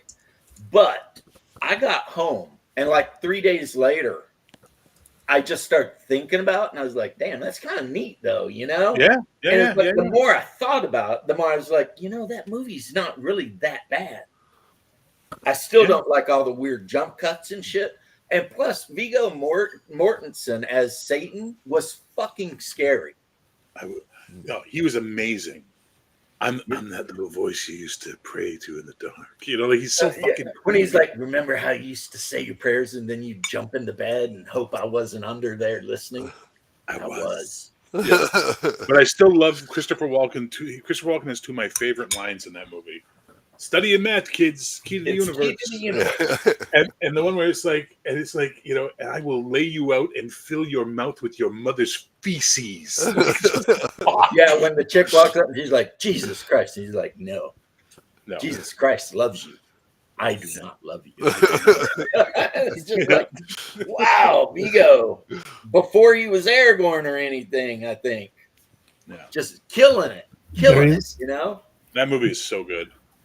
And that's what I was saying. I realized that what I didn't like is some of the jump cuts and stuff, but the story, like where you had, what was it, Simon, and he fights Uziel, and then, you know, Gabriel shows up, and I mean, and was that the one Eric Stoltz was in the beginning? Yes. Yeah, he's Simon. Okay, he's Simon. Yeah. Who was a servant of Michael. Yeah. And then they were looking for that. And the guy was in that girl, and like she's talking all this crazy shit about the perfect killer, the perfect soul of the perfect killer that it's going to bring you. Because what's going on? God isn't listening. Yeah, that's the best part of that whole fucking story, is that the angels are pissed because God's not talking to them anymore. Yeah, because somebody even tells Gabriel, "Why don't you ask God?" And he's like, "He don't talk to me." It's such a good movie. They were trying to get his attention. And started. But you know, another one I really liked was it called Legion, the one with Paul Bettany, where they're at the diner? Yep. I liked that one. There's a TV series apparently that came after. I've never watched it, but I really liked that one a lot. That one made me feel like it was a White Wolf game. Yeah, the Angels came off a little like psycho bloodthirsty, I thought. Have you read the fucking Old Testament? It just seemed like they were just getting way too intimate. Like they were like, again, have you read the Old fucking Testament? I mean, you know, it was an angel that nuked 2 cities right off the freaking planet, right? And in the prophecy, he was only following orders. In the prophecy, the priest who become a cop, he even says, you know, people always talk about angels, but they never ask themselves, would you ever really want to meet one? Oh, yeah. If you go by Old Testament logic, the last thing you ever want to fucking see is an angel. New Testament, oh, look at them. They're here to protect us. They're so nice. Old Testament, they've come to turn your wife into salt. Plus, also Old Testament, before they learned to take human form. Yeah. Insane for 7 years. Because because the two that show up in Sodom, for what's his name's house, they take human form, and they're so beautiful, all the people want to rape them. Well, you also know there's something up with an angel when the first thing it always says to the person is, "Be not afraid." Yeah, be not afraid. Yeah. Yeah. So it's like, wait a minute. You're a giant wheel of eyeballs. Why would I not be afraid? That's what I was saying before they took human form, where it's like you have 23 wings and you're like 9 interlocked golden flaming wheels full of eyeballs. You have 23 wings that all have eyeballs on them. What the fuck? This is the kind of shit that even H.P. Lovecraft could not invent. And, he's the master of cosmic horror, but the actual, angels, that's in one of the forbidden books, the Book of Enoch. God shows Enoch. Of course, it's not God. It's actually Jesus but anyway, he shows Enoch, who is the son of Seth, heaven. Yep. And when Enoch sees heaven, the angels aren't in human form. They're in their actual angelic forms, right? Drives Enoch crazy for like a month. Like he just stands and screams in the wilderness. And so then they're like, okay, take human forms, guys. Just the sight of you shatter these monkeys' brains. Well, that's what Gabriel always called the humans. Bunch of monkeys. We were perfect. He loved us. Yeah. And then he told us to bow to you. Bunch of fucking monkeys. And he would always, hey, what's up? He'd always find somebody who is almost dead and then wouldn't let him die. Come back to me. Come on. And then he'd force them to work for him because he didn't know how to drive.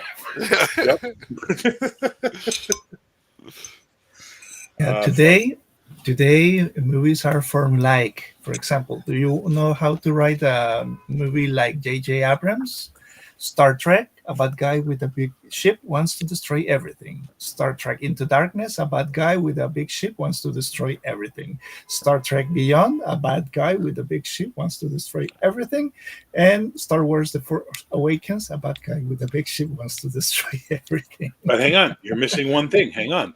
We're also going to introduce puzzles and riddles that never, ever get resolved. We're going to make you think we know what we're doing, but we don't fucking know. Why is the box blue? The reason I believe that is the actual archaeology, and no, the British did not make up the Aryan invasion just to F around with the Indians, shows that at some point, wain riders, so wagon riders with horses, way back, maybe 10,000 years ago, invaded northern India, where there was another civilization of city builders. And they wiped their asses out. And they took over, and they are the ones responsible for the Vedic stuff and Sanskrit and everything. And then they died out. You will notice the first word, you write Indo-European. Well, what's the first part of that word? Indo. Because later on, people from northern India migrated all the way to Ireland and become the Celts because people were moving around. Now, I know, and I'm not trying to be a whatever, but modern Indians, especially the ones that live in the South, they have tried to debunk the Aryan invasion, and they have failed entirely. The idea that people from Persia or the Caucasus Mountains did not invade northern India is propaganda. What's his name?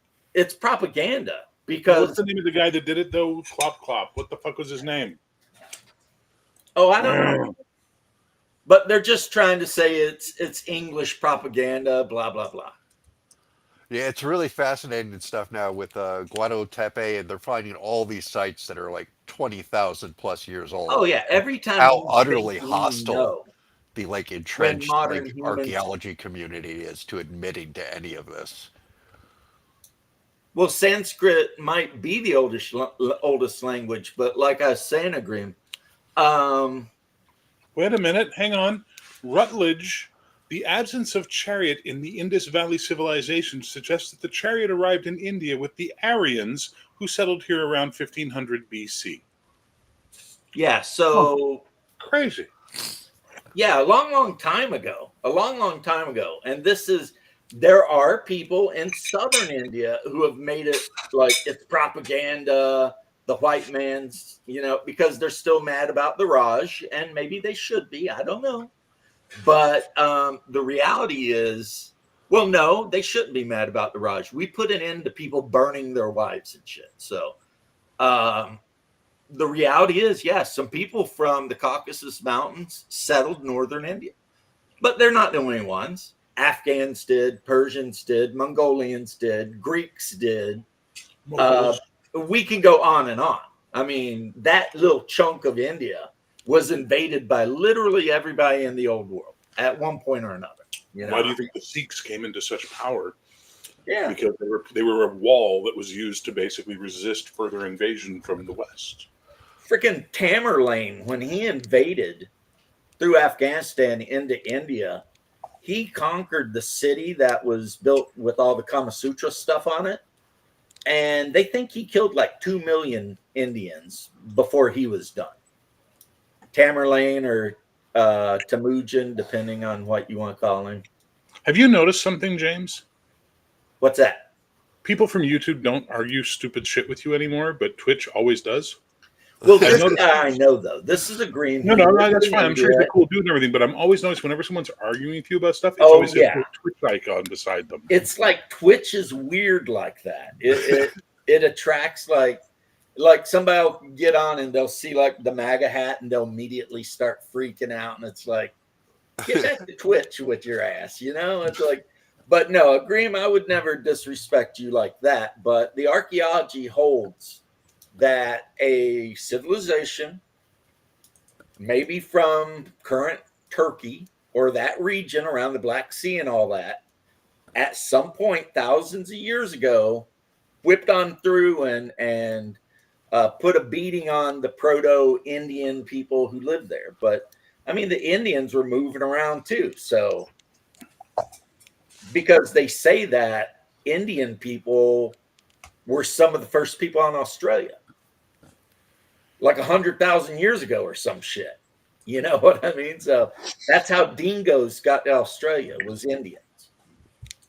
So this is why I always roll my eyes when people start going on about this like stolen land crap. I was like, give me the exact cutoff date. Exactly. Because there's no one on this planet who hasn't been involved in a migration. They've all been bloody and nasty. I used to work with this native guy, First Nations guy, Clyde Hill. And Clyde was a funny guy. And I've told you stories about Clyde before. We'd be working security together. And every now and then I'd be like, Patrol 3, go check out that park. And I'd be like, no, Whitey. I'd be like, excuse me? Stole my land, Whitey. And I'm just like, all right, fine. Go down. I'd be like, we gave you shiny beads and fire water. Go do your patrol. Okay. And then one day we were just talking. He goes, you should just give all the land back. And I said, all right, we'll make a deal, Clyde. We'll give you all the land back. But every invention created by Europeans is coming off the land too, like plumbing, electricity, the internet. No, I need my internet. Immediate reaction. Okay, fine, you can keep the land. Harappan, cool dude. I love that guy. Speak Sanskrit. I would have to do more research on this because I don't recognize who the Harappan are. As far as I know, the Harappan may actually be the tribe I'm talking about. But yes, there is a reason all of the original Hindu aspects of the divine spark or whatever are basically painted blue or white. That's not a mistake that somebody made, And then if you look at Celtic stuff, the blue face paint and all that shit, huge. A lot of the Celtic gods did the blue thing. And another thing to compare is the statue of Cernunnos, a Celtic god, with Vishnu. they're both sitting in the lotus position. Dude. So, and I mean, you don't get any further apart than Ireland and India, really. Deus, the word Deus comes from an Indian sky god that becomes Zeus as it migrates across on the trade road and then eventually becomes the word for God in Latin. Like, it's insane. You can track this stuff. India has a phenomenal impact upon the world that people refuse to accept in history. India really, really did do a lot of crazy shit that we still take care of today, or we still have in our languages or in our numbers or whatever. Fuck, they invented the number 0. Come on. Like, they couldn't get any better than that. The Arabs I can't tell try to you. claim for like disposal Arabic numeral system is actually Indian. Yeah. One of my favorite. If you look at the Arabic numeral system, you can actually, if you know the English numeral system, you can figure it out. Oh yeah. But Russell Peters still has one of the best. It looks different, but you can still figure it out. Russell Peters has one of the best bits ever when he talks about the number 0, and he goes, "I could just see the 2 Indian guys standing around." He's Indian, right? And he's like, "I can just see them around." He's like, his buddy's showing him the number 0. And he's like, "What is it?" He's like, "Nothing." He's like, "What do you mean it's nothing?" He goes, "It is nothing. What do you call it?" 0. I love it. The whole idea that they just lose their mind from 0. What ratio of contribution? Impossible to say because, like I said, the first invaders came in and wiped out the natives, and shortly after, some more invaders came in and either integrated or wiped out the natives, and that shit went on for literally millennia of people just wiping each other out. The Mongols, and breeding with the Turks, the Arabs, the Mughals. I mean, there's been so many people who've invaded India over the years. Yeah. You had the Gupta Empire, the Mughal Empire, which were basically Mongolians. There's literally a wiki page just dedicated to invasions of India. It's weird, too, because you can only get to it like one way, through Afghanistan. Yeah. I mean... And the Harappans, by the way, the Harappans are the... from what I know about the Harappans, they are Indus Valley. They're Indus Valley civilization. Yeah, and the Sumerians are what most people would call a Indo-European people. Well, the Persians wouldn't be the Persians if they hadn't migrated from fucking India. True. Like, you want to piss... I used to teach, like you guys know, I used to teach New Canadians, right? And nothing was more fun than telling a fucking Persian person that their culture came from northern India. And they would just get so mad. You'd be like, but am I wrong? And they'd be like, no. Like, they get all pouty about it, like... Fuck, because Persians are proud people. You know what I mean? Like, if you ever know any Persians, you'll see like they're wonderful, loving, warm, but they are. I have known quite a few Persians, and other than the fact that they get real pissed off if you call them Iran, yeah, they're not fans of being called Arab. They are some of the nicest, most generous people you'll ever meet. Oh yeah, especially the Zoroastrian, the Zoroastrians. Yeah, those dudes are just super nice, you know, because they believe good thoughts, good deeds, and, you know, they're just good guys. But 3000 BC, who even knows, right? Like homeboy Doc brought up, we're digging up shit in India that keeps pushing the timeline back. To the point, India, in Turkey, in Iran, in China, in Brazil. Africa. They found dozens of cities in the Amazon with LiDAR. Oh yeah, roads. They just found all entire over roads the place. in the rainforest. There was probably 3 or 4 million people living in there. Yeah, they did the LiDAR over the Amazon, and they just found roads and cities. And think about this: when they did an autopsy on an Egyptian mummy, they found cocoa, tobacco, and tobacco in them. Both are South American and North American for the tobacco. Never existed in the old world. It is possible some asshole in Egypt culture traded with the South Americans. There's similarities between some hieroglyphs and I think it's Mayan language. There's something where you can find connection points. The Easter Island civilization. Like, dude, there's so much fucking shit we don't know about history. And everybody that talks about it gets called out, gets shot. Look what they tried to do to Graham Hancock. Oh, God. I'm surprised they haven't tried to kill the dude. They're so hostile. Because there's this thing called big history. Yeah. It's like big pharma. It's like they invented this history, and now, yes, Indo-European as a ethno group is everyone from India all the way up through Russia and all that, all the way to Ireland. That's the Indo-European group. And there's different haplogroups amongst it because, people split and split and split. But how far back does that go? Like, what is patient zero of the Indo-Europeans? God only knows. Well, actually, yeah, you'd say Adam and Eve if if you're religious. But if you're not religious, then literally God only knows. What? I mean, there are people now that are saying that Northern Europeans may not even be related to the out of Africa theory. We may have gypsies are from India. This is one of the biggest contention things you get. Like the oldest 6 human Homo sapien remains are all from like the Russian steppe now.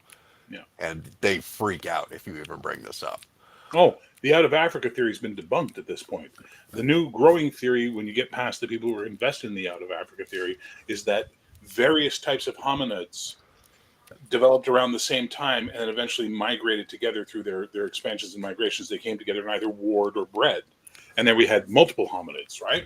But this whole idea that the Australopithecus africanus is the origin of mankind has been long since been like, nope. We got because now we're talking about Denisovians, Neanderthal. What are the ones? The Florenzians from the Southeast Asia that are like hobbits? The Florenzians. You had the giants that we thought, they may have been just big orangutans, though. Orangutans, yeah. Who knows? But gypsies were supposedly, at first, people thought they were from Egypt, and that's why they were called gypsies. It was the Romans. The Romans thought they were from Egypt. But then they got the name the Romani, and people started thinking maybe they migrated from India.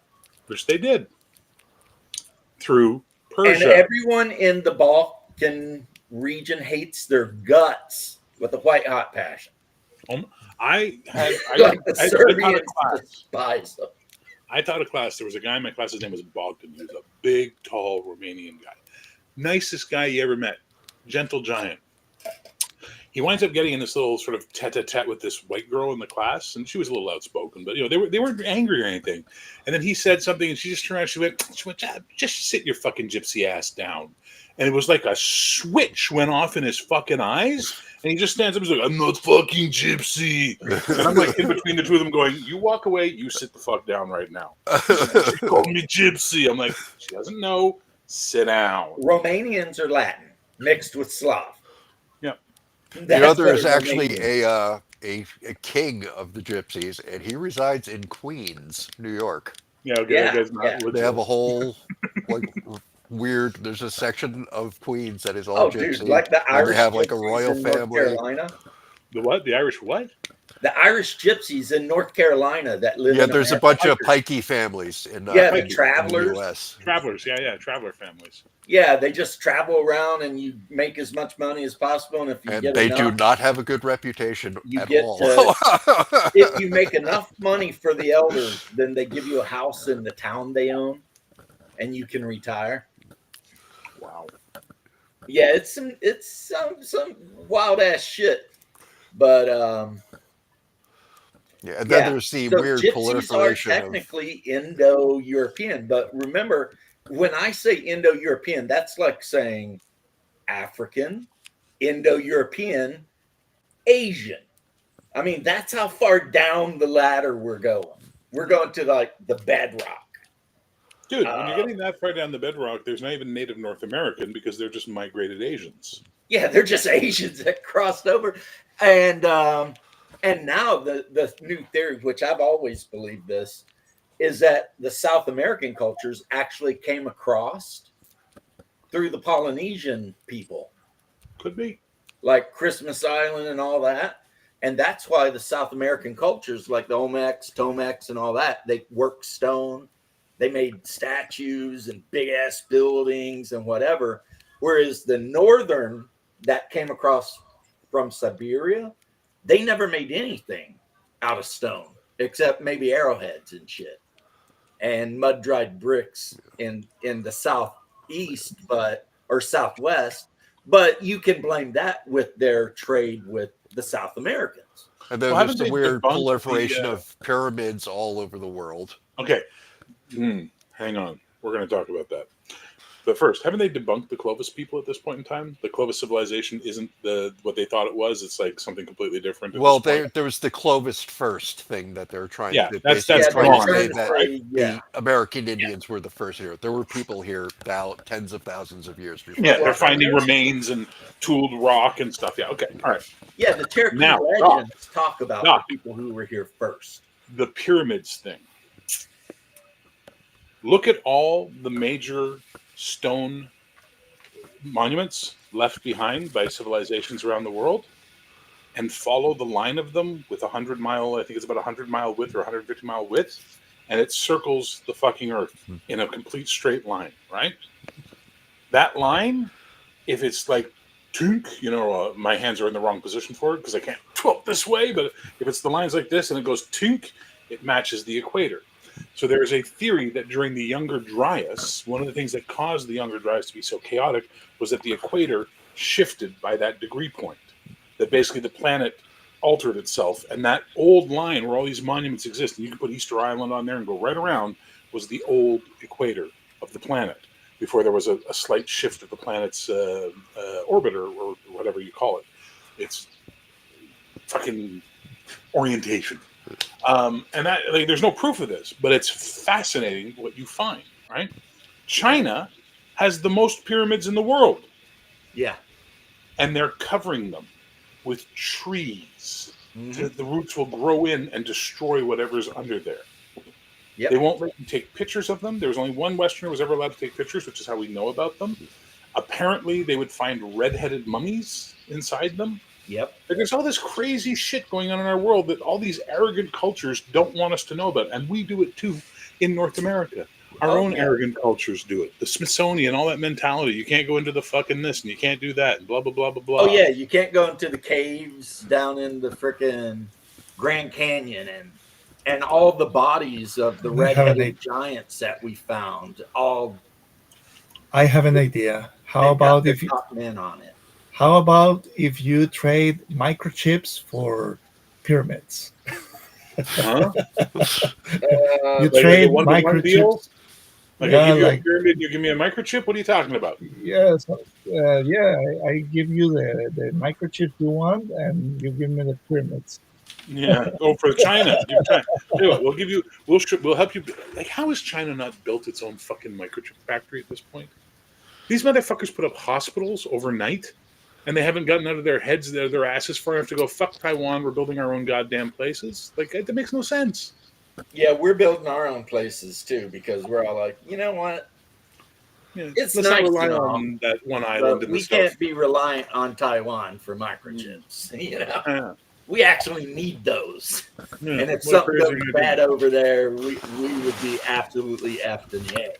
Now, Jose, I have a question for you, Jose. Yeah, go ahead. You know the expression "arriba la raza," right? Arriba la raza, no. So I have not heard that's that. You're in what country are you in? Costa Rica. You're in Costa Rica. Okay, so you never heard that come down with Mexicans and stuff. So this is a Mexican idea, arriba la raza, which is that the Mexicans are not Latinos. That basically they are a fusion between Hispanic and I guess Aztec. To the point where they're their own race now, and it's arriba la raza, right? Oh, that explains that explains some news that I heard yesterday. It was about a Mexican politician that is going to strike back against the Gulf of Mexico, or renamed, and she proposes to call the United States as Mexican America. I saw that. She'll be killed by a cartel soon. We're fine. She works for them. She put down the cartel, that so they don't have use for you anymore, buddy. She was like, Mexicans make America the country that it is, and on Twitter, and I posted back at her and I said, then why does your country suck so bad? It's full of them. You know, a lot of people liked it, but she never answered me. But the whole, you know, when these people say, you know, having all these immigrants makes our country better, and it's like, well, it didn't make their country better. Their country sucks.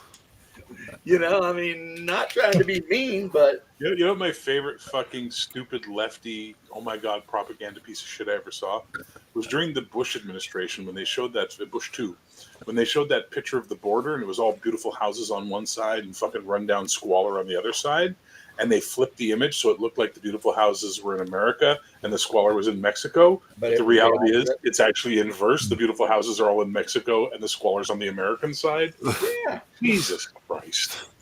Dude, Mexico has, because I know this, my uncle lives there, so I kind of know this. It has like almost a caste system, and it's based on race. It's like the more Spaniard you are, the higher up on the caste system you are. Yeah, that's not just Mexico, dude. That's most of Latin America. Well, I mean, I don't know about most of Latin America. So it's where you have to get this thing where you have to understand there's a difference between Latino and Hispanic, and Americans fuck that up all the time. Hispanic is Spanish, Hispania, right? That's where that's the point.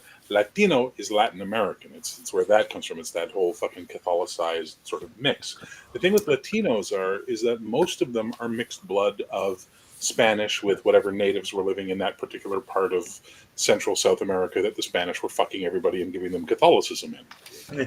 Right.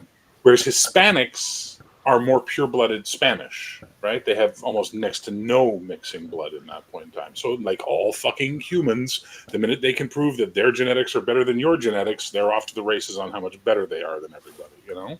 And except the point is they forget a storm kicked their empire's ass. Sorry, what? And that is the reason, my dear friend, if you look at the last umpteen presidents of Mexico, you would not be able to pick them out as Mexican from a lineup. Yeah. Vicente Fox. How does a guy whose last name is Fox get elected the president of Mexico, right? And now this new lady, her name is something Scheinbaum. It's like, now I'm not doing any conspiracy here, but I'm just saying, how does this happen?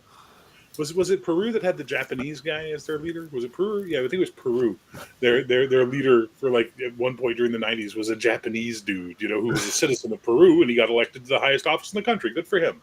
Good for him, man. I know a lot of Japanese people at the end of the war, they freaking bailed down to South America. That's why we have Brazilian jiu-jitsu. Yeah, I think Bolivia is the only country down there that has ever had a president that's like significantly Indian. Well, Bolivia is one of those places. So that's where Che Guevara found out you don't fuck with Bolivia, because when Che Guevara and they were doing all their bullshit across, you know, Central and South America and Cuba and all that. Oh, everybody, whatever. Let them do what they want. Let them do what they want. Let them do what they want. Then they started fucking with Bolivia, which is the mining fucking capital for minerals and shit like that. And they do like, no, kill that fucker now, please. Like, we are not communizing Bolivia. You know, like, no. Just fucking no. Bolivia is a strange place. Do I think Homo sapiens killed Neanderthal or interbred? Both. Interbred. I think it's interbred mostly, though. Yeah. I think the Neanderthals were dominating us so hard. Some of column B. I mean, both can be true. I think, no, but you remember, the Neanderthal was the orc, right? Like, we know that, right? They were these fucking insane, muscular, savage, raping, night-visioned creatures. Like a 10-year-old Neanderthal was as strong as like a bodybuilder. It'd sling you around like nothing. Yeah. So I don't think we killed them as much as we'd like to think. I think they just fucked enough of our women that they eventually bred themselves out of existence for the Homo sapien, not us, but you know what I mean. Our ancestors. Yeah, I think at some point we developed weaponry because we were forced to think because we're being eaten. And as soon as we got that technological advantage, it was like, okay, it's on now, buddy. Coming for that ass. And we know that the last Neanderthal died in Hispania, in Spain, in the mountains. Once again, as I like to say, the Spanish can brag up their Hispania as much as they like. Their empire its ass was kicked by a storm off the coast of England. Okay, let's just be honest. You know. the way You fell in which to the weather. the way in which Spanish Empire was collapsed was because of debt and inflation, because they started to mine so much gold and they didn't increase the production. So basically, they were printing gold. It is just like printing money, and that caused a lot of inflation. The king, Felipe II, started to spend money faster than they printed money, so they got into debt, and then debt caused 100-year crisis for the empire, and basically after that, it was a minor power. Yep. Yeah, but losing your armada off the coast of England to a storm sure shit didn't help that problem. Yeah, the Mongolians could tell you about that too. Yeah. Like every time they loaded up to invade Japan, out of the blue, freaking tsunami would rip up and just whip their ass. But anyway, agreeing. Also, remember, Homo sapiens and Neanderthal, there's also Denisovian. And they were around in that same period. And they're from the Caucasus Mountains and over towards Asia. So, I mean, it's turning out, the more scientists dig around, that there were a multitude of different types of human or hominid at least. We're likely an amalgamation of interbreeding, half-dozen trading, species. eating each other. I mean, all the things that you would expect humans to do, we were doing. You know, I mean, for thousands upon thousands of years, until what you see before you, this body type, was selected by God, which I believe, or selected by, just fitting the niche. What do they call that when you adaptation? When you adapt to your environment. Survival of the fittest. Yeah, but there's a name for adapting to your environment. Oh. I think it's just adaptation. I don't think it goes deeper. Yeah, because like macroevolution, I'm like really iffy on. But will a cat grow a thicker coat if it lives in cold weather? Absolutely. You live in cold weather. Why isn't your coat thicker, fuckstick? Because he's not outside getting hunted down by wolves. Don't believe anything that was in that Marco Polo show on Netflix. So it's like you've got creatures that will adapt to their environment, and then you've got some people who want to preach evolution. I 100% accept one, and the other one I think is very shaky. So yeah, did Marco Polo actually get kicked out of Mongolia because of having intercourse with Kublai Khan's son? I don't know about that, and that Netflix show is just. I wouldn't believe anything on Netflix. If Netflix have you ever came online and was like, the sky is blue, I had to go out and look. Yeah. Have you heard the concept of Netflix adaptation? So, okay, during the, I think it's the early 2000s, there was a point in the EU where they were trying to ratify the Constitution of the European Union. And only two places had a vote. Ireland and I think it's like Belgium or something. And Ireland was pretty much making it clear they were not going to vote for this Constitution because they didn't fucking like it. Suddenly the Celtic Tiger gets trounced in the economy, and they just destroy the economy of Ireland, which is the fastest growing economy in Europe at the time. It's just amazing how well they were doing. Now, fuck them. Boom. And the BBC released an updated version of the classic fucking miniseries, The Celts, where they spent the entire thing trying to prove the Irish weren't Celtic. Never trust documentaries. Every documentary ever made is made with an agenda. It's made with a thesis. It's made with a hypothesis. Celtic, but they speak, type A Gaelic, and they worship. Yeah, whatever. But yeah, I agree with you, Bear. I am starting to. Of course, Ireland had a good plan back in the day. It was basically bring your businesses here, and we won't tax you. Yep. And that's and everybody was like, sounds great. Let's go to Ireland. Yep. And that's how they became the fucking Celtic Tiger. That's how they had a massive economy. And then they got fucking shit canned hard. Yeah, I know a lot of American tech companies moved their headquarters and everything into Ireland. I don't get why anyone supports the EU at all. I mean, they are literally a textbook definition of a fascist state. Just across the board. I think what look what they happened did is to fucking Germany Greece. realized they would never conquer Europe by force. So buy it. So they just came up with a different way. I still remember fucking. And Dennis I say Miller. that jokingly because the reality is Germany is getting their ass kicked by the EU. Because Germany is basically the 8-cylinder engine that keeps the EU going. And when Germany collapses, the EU is done. I still remember Dennis Miller back when the wall came down and the reunification of East and West Germany. And he said, is anybody else not paying attention? Remember what happened the last time these fuckers got together? I'm talking food poisoning or Führer. Right? Somebody was explaining to me yesterday the Polish cycle, which is they get beat down usually by Germany, but then they get liberated, and then they get very wealthy because Poland has a lot of stuff that can make it very wealthy. And after Including they get very wealthy, they get very arrogant. Yeah. And they start effing around with all of their neighbors. And then they get into a war and get their asses whipped. And that cycle, I guess, has just been going on throughout. It's the same cycle as China. Like, everyone's so worried about China. China this, China that. Oh my God, China. Have you not paid attention to the fucking history of China? China has this fucking cycle. 100 or so years. Every few hundred years, they get all their shit together. They get a central authority. They build up. They become this massive trade power, and they shatter like the fucking plates named after them. It's like the first time they get a drought in that one region. There's like one region. You get a drought there, the whole thing collapses.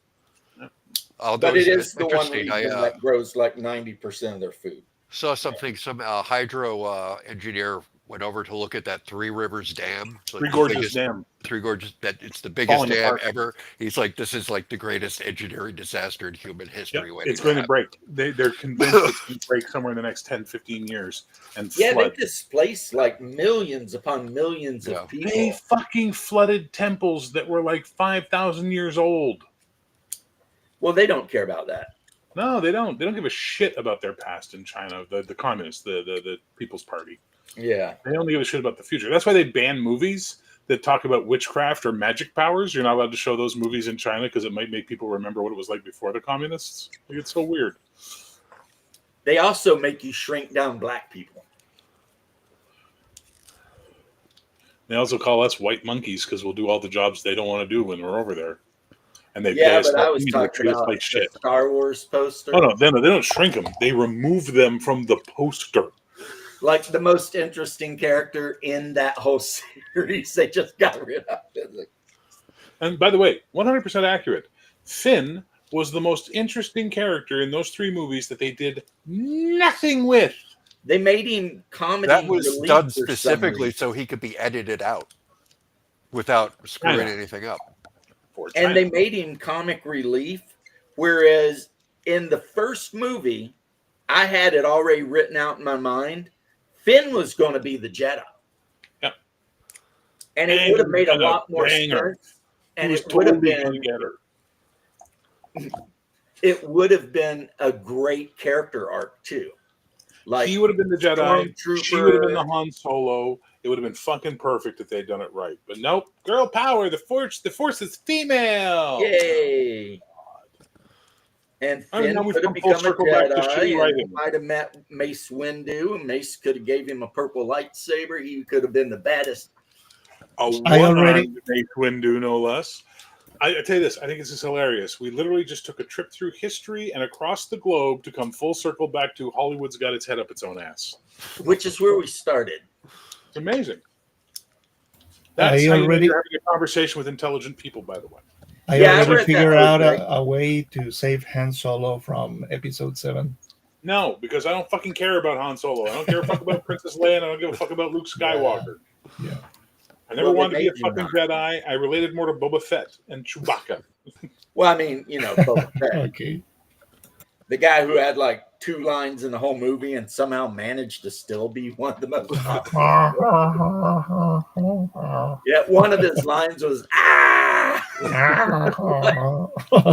and he's still like one of the most popular characters. Everybody loved. I had the Boba Fett action figure. Everybody loved. I remember walking. I was enamored of the movies at the time. Saw it like 10 times when the first Star Wars came out. But I remember walking into Star Wars the first time, thinking, "Why didn't Chewie get a medal?" I thought that was bullshit. Shit, ain't it? I remember thinking that was bullshit. He was there doing all that stuff. Like there wasn't a single thing that Han Solo did that Chewie. Not only that, but Han Solo was going to leave. It was Chewie that was like, "Come on, bro, come on." You want to do the right thing. I always thought they should give it because he had dialogue. The actor spoke dialogue, and then they did the animals. I always thought they should give him subtitles. I still love my favorite YouTube channel is where they put subtitles on R2-D2, and he's just like the most profane, racist prick that ever lived. Those are so fucking funny, man. Yeah, I can only imagine what he thought about Jawas. But you are right. I don't know why they did that because Han Solo was already on his way back to Tatooine to pay off Jabba. And it was freaking Chewie that basically guilted his ass into doing the right thing. So then Han gets the medal and Chewie gets to stand there looking like a, Oh, yeah. Except he gets to go, and everybody fucking snaps to attention because they all got the same shit stain in their pants because the Wookiee roared. Well, I mean, Wookiees are badass. I learned from playing KOTOR that they actually have claws, but it's considered like the height of bad manners to use them in a fight. Yep, they're for climbing trees only. And yeah, if you use them in a fight, you can be banished from your clan. Now, I would like to point out, I don't hate the movie Solo. I didn't hate it. I didn't understand why so many people hated it. Up until the last second, not a fucking Jedi in sight in that fucking movie. No Force, no Skywalkers, no bullshit. Right. And I actually liked, even though some people give me hell about it, I actually liked Rogue One. I do and I don't. There's a lot about Rogue One I like. There's a lot about it I don't like. The one thing I don't like about it is the whole fucking idea that he put this weakness in the Death Star because humans who know nothing about fucking thermodynamics and engineering bitched for years. Why would they have such a vulnerability? Did you listen to the fucking movie that you're complaining about where they say it's this tiny little fucking thing that would be almost impossible to hit? It would be a 1 in a billion shot to get to it. But why does it have that? Because there's a massive fusion reactor in the center of it and it has to bleed that fucking heat off, you idiots. Like, Jesus Christ. Did you guys ever see the open letter from a Death Star engineer? Yeah. From the guy who designed the exhaust port. It's like everybody giving him shit about it. Do you have any idea how much waste heat is produced by a moon-sized space station? The fact that I was able to get the thing to be no bigger than a damn womp rat, I should have been given a medal. That's hilarious, but millennials came along, and it's because of the millennials, they turned it into a trope that it was silly, as opposed to having an understanding of how fucking engineering works. So as a result of all that, eventually they had to go and make a movie that explained it away, so that way everything was okay and we could rationalize it was Daddy. Daddy loved his daughter very much, and he was against the Empire. You know what? The guy who designed the fucking Death Star was beating off to all the Twi'lek slaves he could get because the Empire was like, "You fucking rock, Steve." He's like, "I know. Look at what I made. I'm the man." Like Jesus Christ. You know what I didn't like about that? They erased Kyle Katarn. Nah, that's funny. Yeah. I don't know. I fucking hate Star Wars now. I really do. I'm so sick of it. I'm so sick of everything. The small universe syndrome they've infested it with. The fucking over-explaining and retconning. I'm fucking hate it. It's like you can't walk 3 steps without running into somebody that's related to someone else that you already talked to. I like the original trilogy and the Clone Wars, and that's it. I like Empire Strikes Back. Well, yeah. I like Star Wars, but I like Empire Strikes Back. So I like Star Wars and Empire Strikes Back. Then there's Episode 4 bullshit. Because when I saw it in the theater, it was just called Star Wars. Yeah. I like those two. And I didn't hate Revenge of the Sith as much as I thought I would, but I absolutely love it with riff tracks. It is so fucking good with riff tracks. Like, Jesus Christ, when fucking Obi-Wan shows up on that goddamn lizard and they just go, oh, look, it's Obi-Wan Baloney on his Galumposaurus. It's just, fuck yes. Or it's like, when he says that line, he goes, I'd be careful around your friend Palpatine or your pal Friend Patine. Like, it's just so fucking good, that one. I actually hated Return of the Jedi. That's where it fell apart for me. I like a lot about it. There's a lot about it I like. The Whichever Ewoks, movie. like, oh god. And the Clone Wars is good. The Clone Wars is good. It looks like a cartoon, but it has a good story. Yeah. Well, it's also got like 20 seasons, so. Well, the animated one or the 3D one? The 3D one wasn't horrible. Yeah. I like Bad Batch. Oh yeah, Bad Batch is too also good. Yeah. Yes. I don't know whatever happened to it. I don't know if they continued, but I watched the first 2 seasons of that and I quite enjoyed it. What's that? I never did heard not of that. like Rebels. No, I didn't like Rebels. Bad Batch was about this the Clone Warriors that we get to know in the Clone Wars. Because they're all genetically different, they're considered a bad batch, so they make them as like special ops team. Yeah, and then eventually, when they decide to start shutting down all the clones, they go fuck it and go rogue and become a team, basically. Oh, fun! Yeah, it's kind of cool. It's actually really well done. Yeah, another show that is good right now is Arcane. Have you watched? I watched the first season. Loved it, and then I tried to watch the second season, and I was like, "Oh God, I don't need this much recap. Fuck, I'll watch it another time." Okay. No one took a nosedive hard like that. Was the Westworld? The first season was really good. Westworld was such shit. By the middle of the first season, I'm just going, "This show is shit. Why are people praising this show? This show is shit." Ugh, I hated it. Because I love the original Westworld, the movie. Oh my god! Oh, what? Yul Brynner. Now the weird, the weird thermovision thing he had. Yeah. See, I like progenitive sci-fi a lot more than where sci-fi went after the 90s. Right? You go back to those 60s and 70s sci-fi shows that they basically everything in them got ripped off at some later point. And then you find out it all comes from Alejandro Jodorowsky's Dune fucking pitch with that giant art book. And everything in his art book has showed up in Blade Runner, Terminator, Star Wars. It's like, holy fuck. Watched a video on YouTube that is called The Death Star Conspiracy. Was it an inside job? You're going to have the guy who's the son of the guy who it basically turns the tables and shows how is that it was an inside job and everything was just a family issue to like it's funny. That's funny.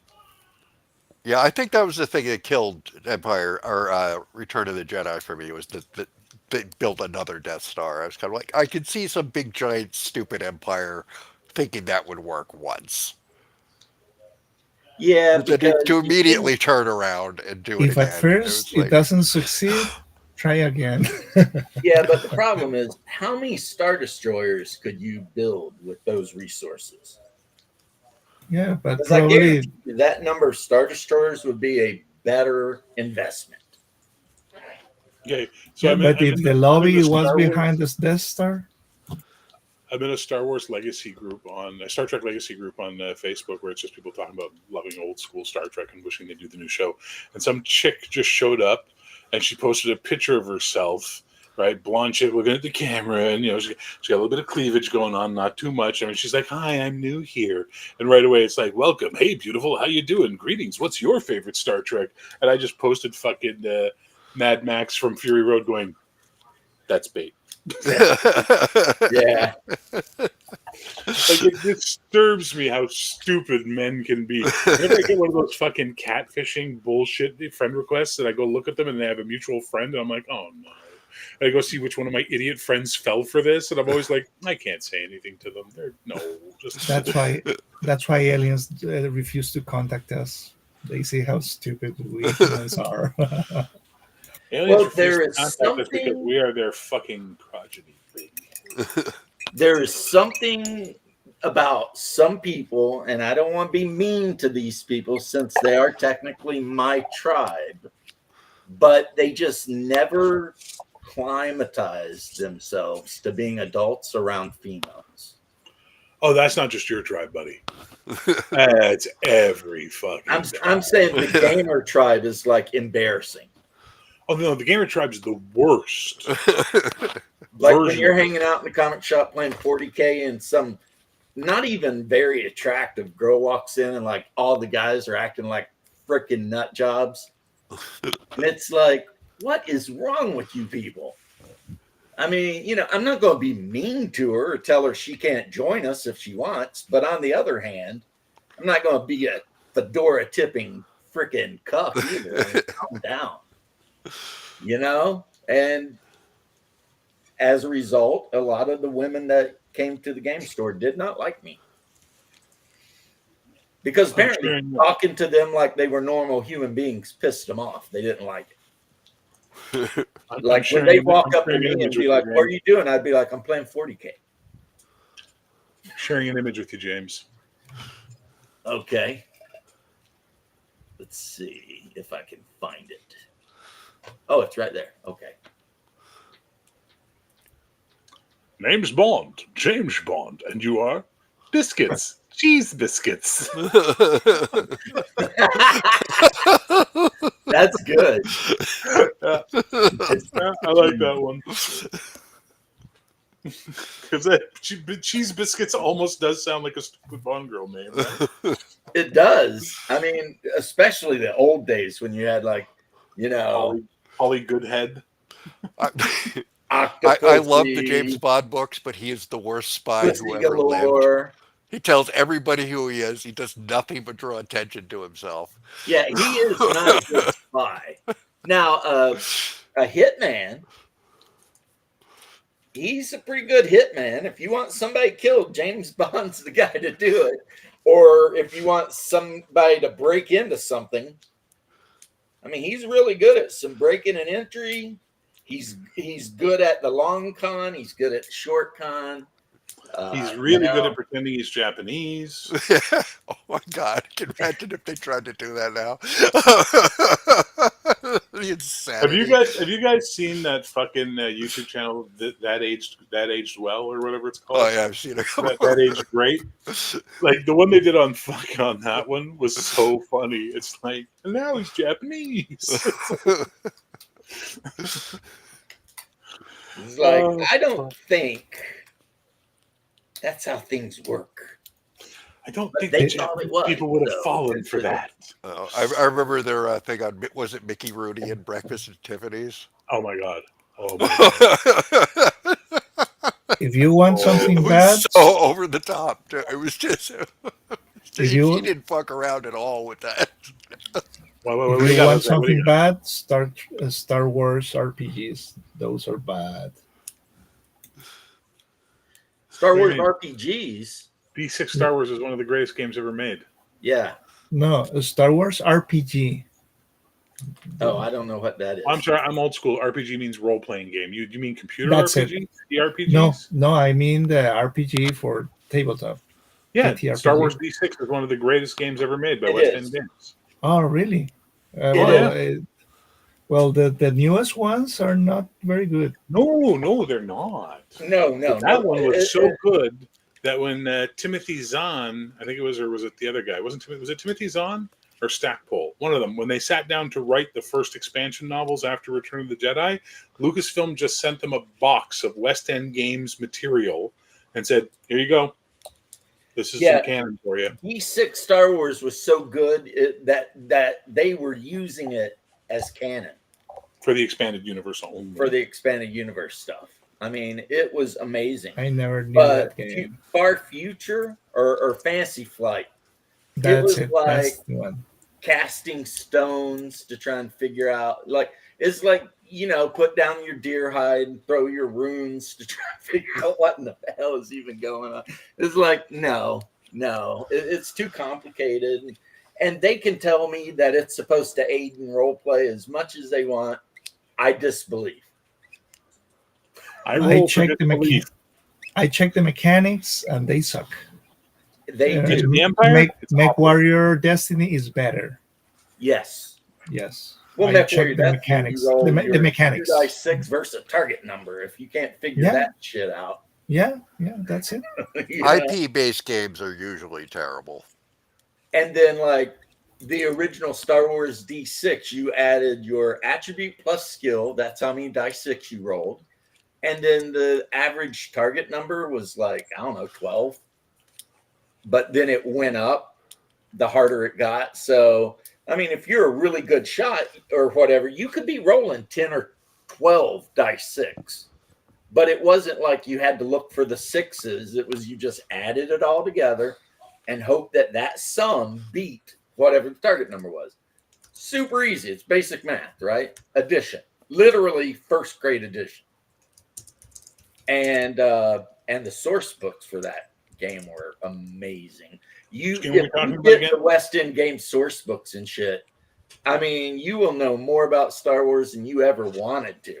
Now they did do some shit I didn't like. They did stuff like they did like they turned the Rebel Alliance into this like full military organization with like spec ops and all that, and that never interested me because I always thought most of what we saw in the Rebel Alliance was leftover Alderaanians that basically had escaped the destruction of the planet.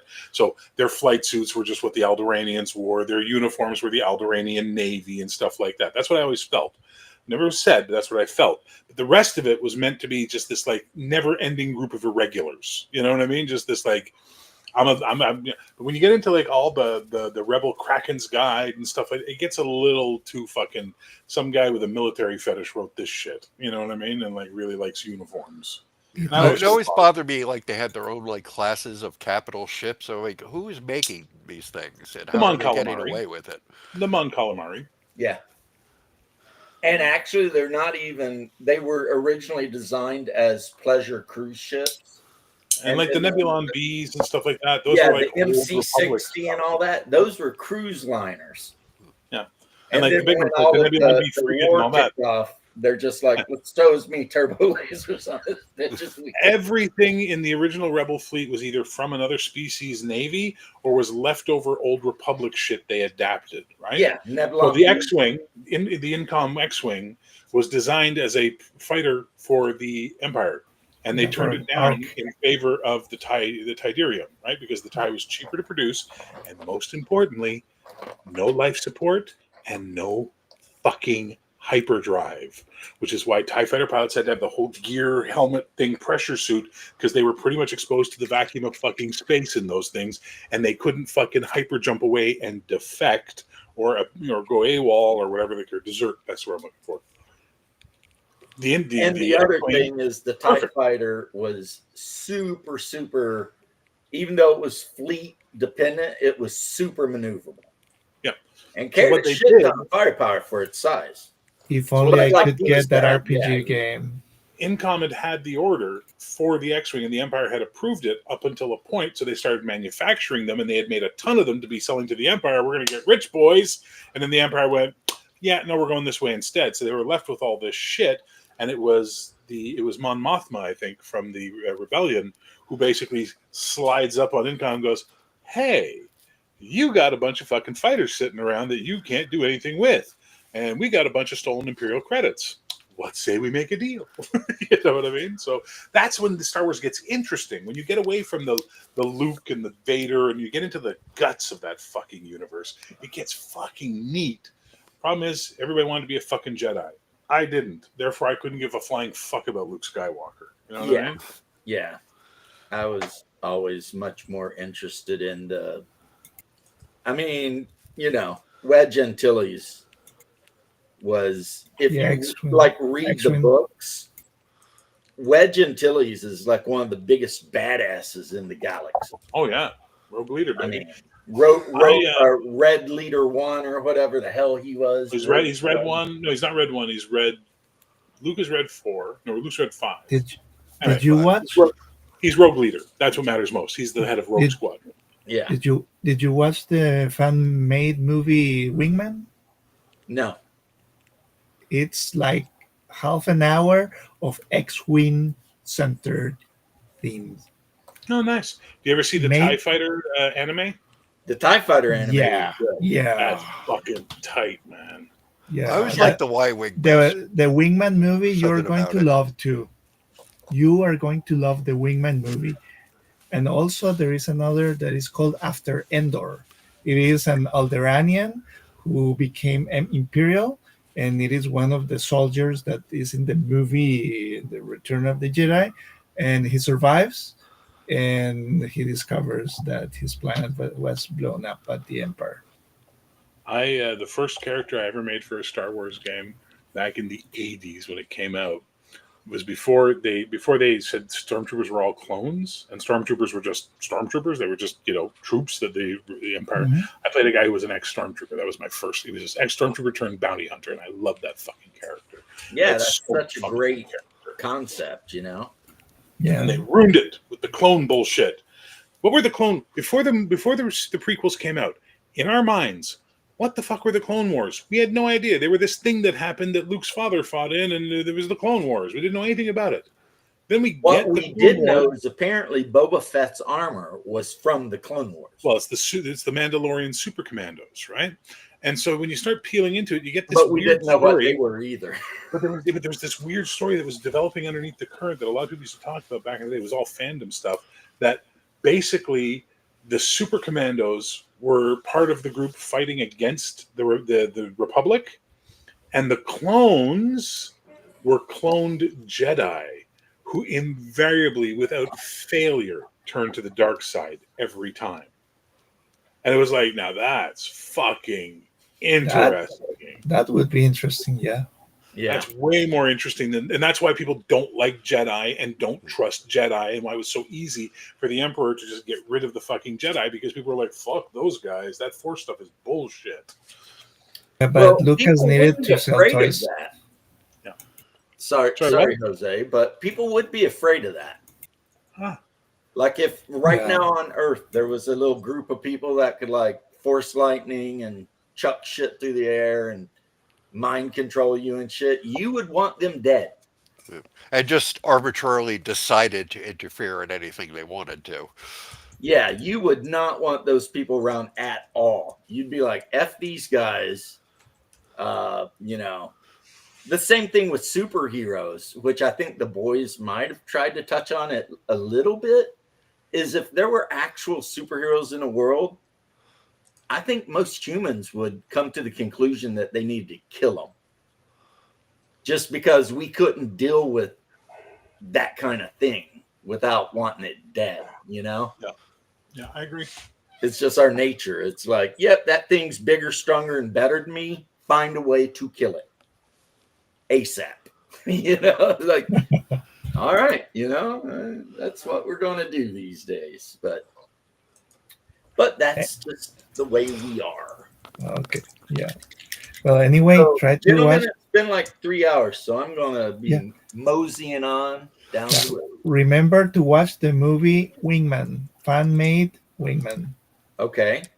Okay. But anyway, it's a good movie. And to answer Bear, the hot-ass pilot of that TIE bomber. It captures... Yeah. The captures, shit. It captures the spirit of the X-Wing and TIE Fighter games. Yeah, but you will feed that. I love TIE Fighter, the video game. Like my character had all the Sith tattoos on his arm and was given a TIE Defender to fly, which was basically just like kill everything. Being in the Empire, in the Imperial Navy, is the worst fucking thing you can do. Why? Because if you don't succeed, you're going to get killed. You're going to be fucking fodder. You're going to wind up on something. You're going to get killed. If you do succeed, you're going to get promoted.